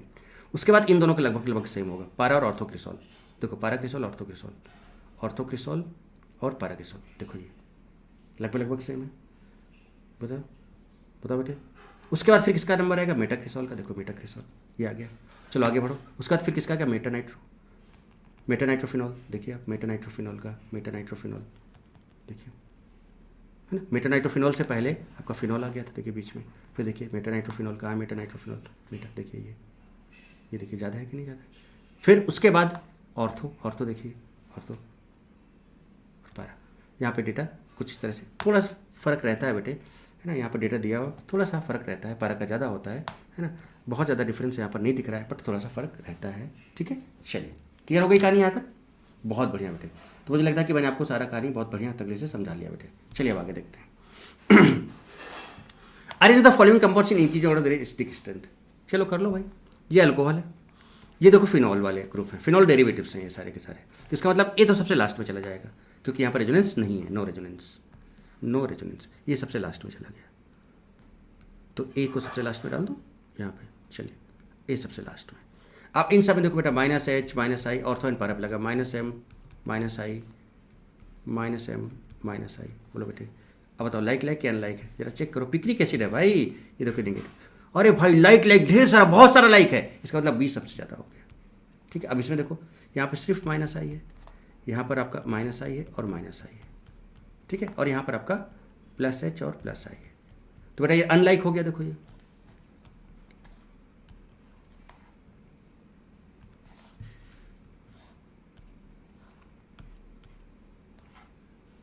समझो बेटे ध्यान से बात, समझ में आ रही है ना सही से बेटे? ये सारा लॉजिक में दोबारा रिपीट हो रहा है बेटे, सारा का सारा मैं जीओसी में करा चुका हूँ आपको, सारा का सारा आपका जीओसी में हो चुका है ऑलरेडी। ये ना, ठीक, चलिए अब देखो बेटा यहाँ पर अनलाइक है, यहाँ भी अनलाइक, यहाँ भी अनलाइक, तो स्टेबिलिटी यहाँ भी बढ़ा, स्टेबिलिटी यहाँ भी बढ़ा, यहाँ भी अनलाइक, स्टेबिलिटी यहाँ भी बढ़ा। यहाँ पे सॉरी अनलाइक मैं बोल गया, लाइक बेटे है ना, तो यहाँ पे भी लाइक है, माइनस माइनस है, लाइक यहाँ भी बढ़ा, यहाँ भी लाइक है बढ़ा, यहाँ भी लाइक है बढ़ा, बट यहाँ पे अनलाइक है इसलिए ये घट गया। यानी कि सबसे, आप बताओ ये तो सबसे लास्ट में आ गया, तो इससे जस्ट पहले आपका एफ आ जाएगा, आ गया एफ। चलिए अच्छा, अब ये घट रहा है और इन सब का बढ़ रहा है, इसका कुछ नहीं हो रहा है, इसका मतलब जस्ट पहले इसके ई आ जाएगा। अब इन तीनों में कंपेयर कर लो बेटे, तो इन तीनों में आप बी सबसे पहले लिख चुका, अब सी और डी में देख लो बेटे, यहाँ पर एक माइनस है, यहाँ पर दो माइनस है, यहाँ पर ज़्यादा लाइक है तो इसकी स्टेबिलिटी ज़्यादा होगी, यानी कि डी, और डी के बाद फिर आपका क्या आ जाएगा बेटे सी। अब देखो बी का नाम पढ़ते जा रहा हूँ और देखते जाओ ध्यान से, देखते हैं मैच करा के देखते हैं बेटे। देखिए सबसे पहले सबसे कम कौन सा है बेटे, ए, ये देखो propane one all, propane one all देखिए सबसे कम, उससे थोड़ा सा ज़्यादा एफ, देखो 4 methyl phenol, 4 methyl phenol, match करो देखो आप, आंसर है बेटा ये। इसका ई देखो ई फिनॉल, फिनॉल, उससे पहले सी, सी देखो ये 1 2 3, 3 नाइट्रोफिनॉल, 3 नाइट्रोफिनॉल हो जा रहा है। D 3,5 dinitrophenol, D 1 2 3 4 5, 3,5 dinitrophenol. बोलो बेटे यहाँ पे ओ है, राइट बेटे। चलिए आगे देखिए डी के बाद जस्ट फिर क्या जा रहा है चेक करें। फिर आपका बी आ रहा है, ये बी पिक्रिक एसिड बोलते हैं इसको, 2,4,6, 2,4,6 ट्राइनाइट्रोफिनॉल, ये लिखिए बेटे आपके सामने, ठीक है। अब ये सारी चीज़ें मैंने लॉजिक्स बताए बेटे। अब देखो एक बहुत और तगड़ी चीज़ मैं आपको बताने जा रहा हूँ। वो तगड़ी चीज़ क्या, जरा समझने की कोशिश कीजिएगा बेटे। ऑर्डर ऑफ एसिडी कैरेक्टर, एक वीकेएसटी बताने जा रहा हूँ, बहुत मस्त और ज़बरदस्त तरीके से आप सीखने वाले हो बेटे। देखो क्या है, वीकेएसटी को ध्यान से समझिएगा, इसके पीछे एक छोटी सी स्टोरी है। एक बार क्या होता है, एक बाबा जी थे, उनको जाना था कहीं, है ना, अपनी धुनी रमाने जाना था कहीं उनको, बाबा जी को। तो बाबा जी को क्या किया गया, बस में बिठाया गया, और जब बस में बिठाया गया तो उनको साथ साथ कुछ और एक दो चीजें पकड़ा दी गई। क्या क्या पकड़ा दिया गया, अल्कोहल पकड़ा दिया गया, अल्कोहल की एक बोतल, और साथ में पानी का बोतल दे दिया गया। तो बाबा को बस पकड़ाई गई, उसके साथ साथ उनके बैग में क्या दो चीजें और डाल दी गई, एक अल्कोहल और एक पानी। बाबा तो बड़े खुश हो गए, बोले अरे वाह, अब तो रास्ता बहुत तगड़े से कटेगा भाई। और बाबा खुशी से चिल्ला पड़े, आ, बाबा खुशी से चिल्ला पड़े, आ। बात समझ रहे बेटे? तो अब इस चीज को थोड़ा सा समझते हैं, इसके पीछे की, इस स्टोरी के पीछे का लॉजिक क्या है, कॉन्सेप्ट क्या है, देखिए मैं बता रहा हूं। पिक बस फॉर्मल बाबा, पिक बस फॉर्मल बाबा carry all water and alcohol. और जैसे बाबा ने वाटर एंड अल्कोहल का नाम सुना, चिल्ला पड़े, आ। ये देखिए आप, तो पिक बस फॉर्मल बाबा carry all water and alcohol, और बाबा चिल्ला पड़े, आ। ठीक है, अब पिक में से पिक्रिक एसिड, बस में क्या बेंजीन सल्फोनिक एसिड, फॉर्मल का फॉर्मिक एसिड, बाबा का बेंजोइक एसिड, कैरी का कार्बोक्सिलिक एसिड पहले, उसके बाद दूसरा नंबर आएगा आपका carbonic, first carboxylic then carbonic, all phenol, water H2O, alcohol, alcohol ROH, except CH3OH. CH3OH is more acidic than water, otherwise water is more acidic than alcohol. Then जब बाबा चिल्ला पड़े तो में से ए में से अल्काइन, फिर ए अमोनिया आ जाएगा, फिर यहाँ पे अल्कीन और अल्केन आ जाएगा। तो ये आपका एसिडिक ऑर्डर है सबसे ज्यादा। तो इन सब में सबसे ज्यादा एसिडिक कैरेक्टर पिक्रिक एसिड का है और सबसे लास्ट अल्केन का है। बोलो बेटे, तो अब देखो रखो, all acid before sodium bicarbonate, है ना, बिफोर सोडियम बाइकार्बोनेट की जगह पर हमें लिखना चाहिए यहाँ पर कार्बोनिक एसिड H2CO3। क्या लिखना चाहिए बेटे, H2CO3। तो all acids before, all acids before, all acids before carbonic acid, carbonic acid ये है आपका। इसके पहले के जितने भी एसिड्स हैं बेटे, जितने भी एसिड्स हैं, कौन कौन से, जैसे कार्बोक्सिलिक है, बेंजोइक है, फॉर्मिक है, बेंजीन सल्फोनिक है, पिक्रिक है, ध्यान रखो बेटा, बहुत काम आएगा ये ट्रिक, वो सब के सब सोडियम बाइकार्बोनेट टेस्ट देते हैं। जैसे आपसे बोला जाए picric acid sodium bicarbonate test देगा, यस देगा, बेंजीन सल्फोनिक एसिड देगा, यस देगा, फॉर्मिक देगा, यस देगा, बेंजोइक एसिड देगा, यस देगा, कार्बोक्सिलिक एसिड देगा, यस देगा। तो जितने भी कार्बोनिक एसिड से पहले, यानी जिनके नाम में एसिड जुड़ा हुआ है यहां पर, क्योंकि आगे देखो कहीं भी एसिड जुड़ा हुआ नहीं, जिनके नाम में यहां पर एसिड जुड़ा हुआ है वो सब के सब सोडियम बाइकार्बोनेट टेस्ट देंगे, है ना। तो जितने भी H2CO3 से पहले हैं इस सीरीज में वो सब के सब सोडियम बाइकार्बोनेट टेस्ट देंगे। फिनॉल, जो फिनॉल होता है बेटे, फिनॉल आप देखो कहां पर आ गया, यहां पर आ गया, तो कार्बोनिक एसिड के बाद में आ गया, तो ये सोडियम बाइकार्बोनेट टेस्ट नहीं देता है। लेकिन ध्यान रखो बेटा, अगर फिनॉल में दो या दो से ज्यादा नाइट्रो ग्रुप लग जाते हैं, NO2 ग्रुप लग जाते हैं, तो वो भी बेटे आपका सोडियम बाइकार्बोनेट टेस्ट दे देता है, ध्यान रखिएगा। So phenol does not give sodium bicarbonate test, but if 2 or more than 2 nitro groups are attached to phenol ring then it gives sodium bicarbonate test, ध्यान रखिएगा। फिजिबिलिटी ऑफ रिएक्शन क्या होती है बेटे, हमेशा मैंने आपको अभी बताया, स्ट्रॉन्ग एसिड से वीक एसिड या स्ट्रॉन्ग बेस से वीक बेस की तरफ हम जाते हैं। चलिए इस पर बेस्ड हम लोग कुछ रिएक्शंस देखेंगे और फटाफट आप बताते जाइएगा कैसे क्या होगा। ये ट्रिक याद होगी आपको, पिगबस फॉर्मल बाबा, कैरियोल ऑल फिनॉल, कैरियोल वाटर एंड अल्कोहल। अब कभी आप भूल ना जाओ कि भाई वाटर और अल्कोहल में पहले कौन था, तो वाटर इज लाइफ, पानी तो हमारा जीवन है ना बेटे, तो पानी और अल्कोहल में सबसे ज्यादा इंपॉर्टेंस, बिना पानी के कुछ हो सकता है क्या, नहीं हो सकता ना, तो इसलिए पानी सबसे ज्यादा इंपॉर्टेंट है। सो अल्कोहल और पानी में पानी पहले आएगा, दिस इज मोर इंपॉर्टेंट, ऐसे मैंने याद रखा है, आप भी रख सकते हो। चलिए ध्यान दीजिए, रिएक्शंस पे नजर डालिएगा।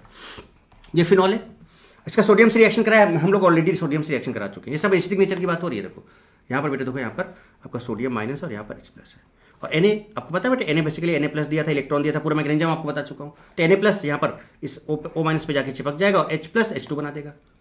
अब H2 आपको पता है, H2 जो होता है बेटा लीस्ट एसिडिक होता है। H2 क्या होता है, लीस्ट एसिडिक होता है, लीस्ट, H प्लस देता ही नहीं, गैस फॉर्म में रहता है। तो अब बताओ बेटा, इसका मतलब ये लीस्ट एसिडिक अगर है तो ये स्ट्रॉन्ग एसिड हो गया, तो स्ट्रॉन्ग एसिड हो गया, ये वीक एसिड हो गया, स्ट्रॉन्ग एसिड से weak acid, yes feasible reaction है, वेरी गुड। Na के साथ रिएक्शन क्या है, तो देखो फिर से बेटा, Na प्लस यहाँ अटैक कर जाएगा, सोडियम फिनॉक्साइड बना देगा, और H प्लस और OH माइनस, अरे भाई ये बेस इस एसिड के H प्लस को खींच लेगा और पानी बना देगा। और फिनॉल और पानी में बताओ कौन, पिगबस फॉर्मल बाबा, carry all water and alcohol, all पहले आ रहा फिनॉल, तो ये स्ट्रॉन्ग एसिड, ये वीक एसिड, यस फिजिबल है, स्ट्रॉन्ग से वीक जा रहे हैं, समझते जाओ बेटे। NaNH2, अब NH2 माइनस है, देखो तो Na यहां पर घुस जाएगा, घुस गया, ONA सोडियम फिनॉक्साइड बनाया, और बेटा ये बेस है NH2 माइनस, तो तुरंत H प्लस को खींच के अमोनिया बाहर निकाल देगा।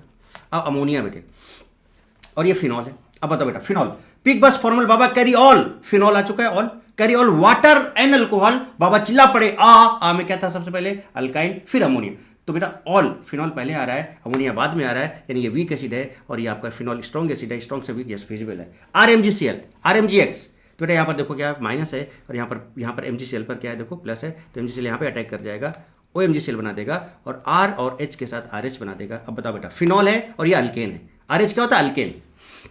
अब बताओ बेटा, अल्केन है तो पिगबस formula carry all water and alcohol, तब बाबा चिल्ला पड़े, आ में क्या था, alkyne, ammonia, alkene, alkane, alkane तो सबसे लास्ट में था, तो ये weak acid, strong acid, yes feasible है।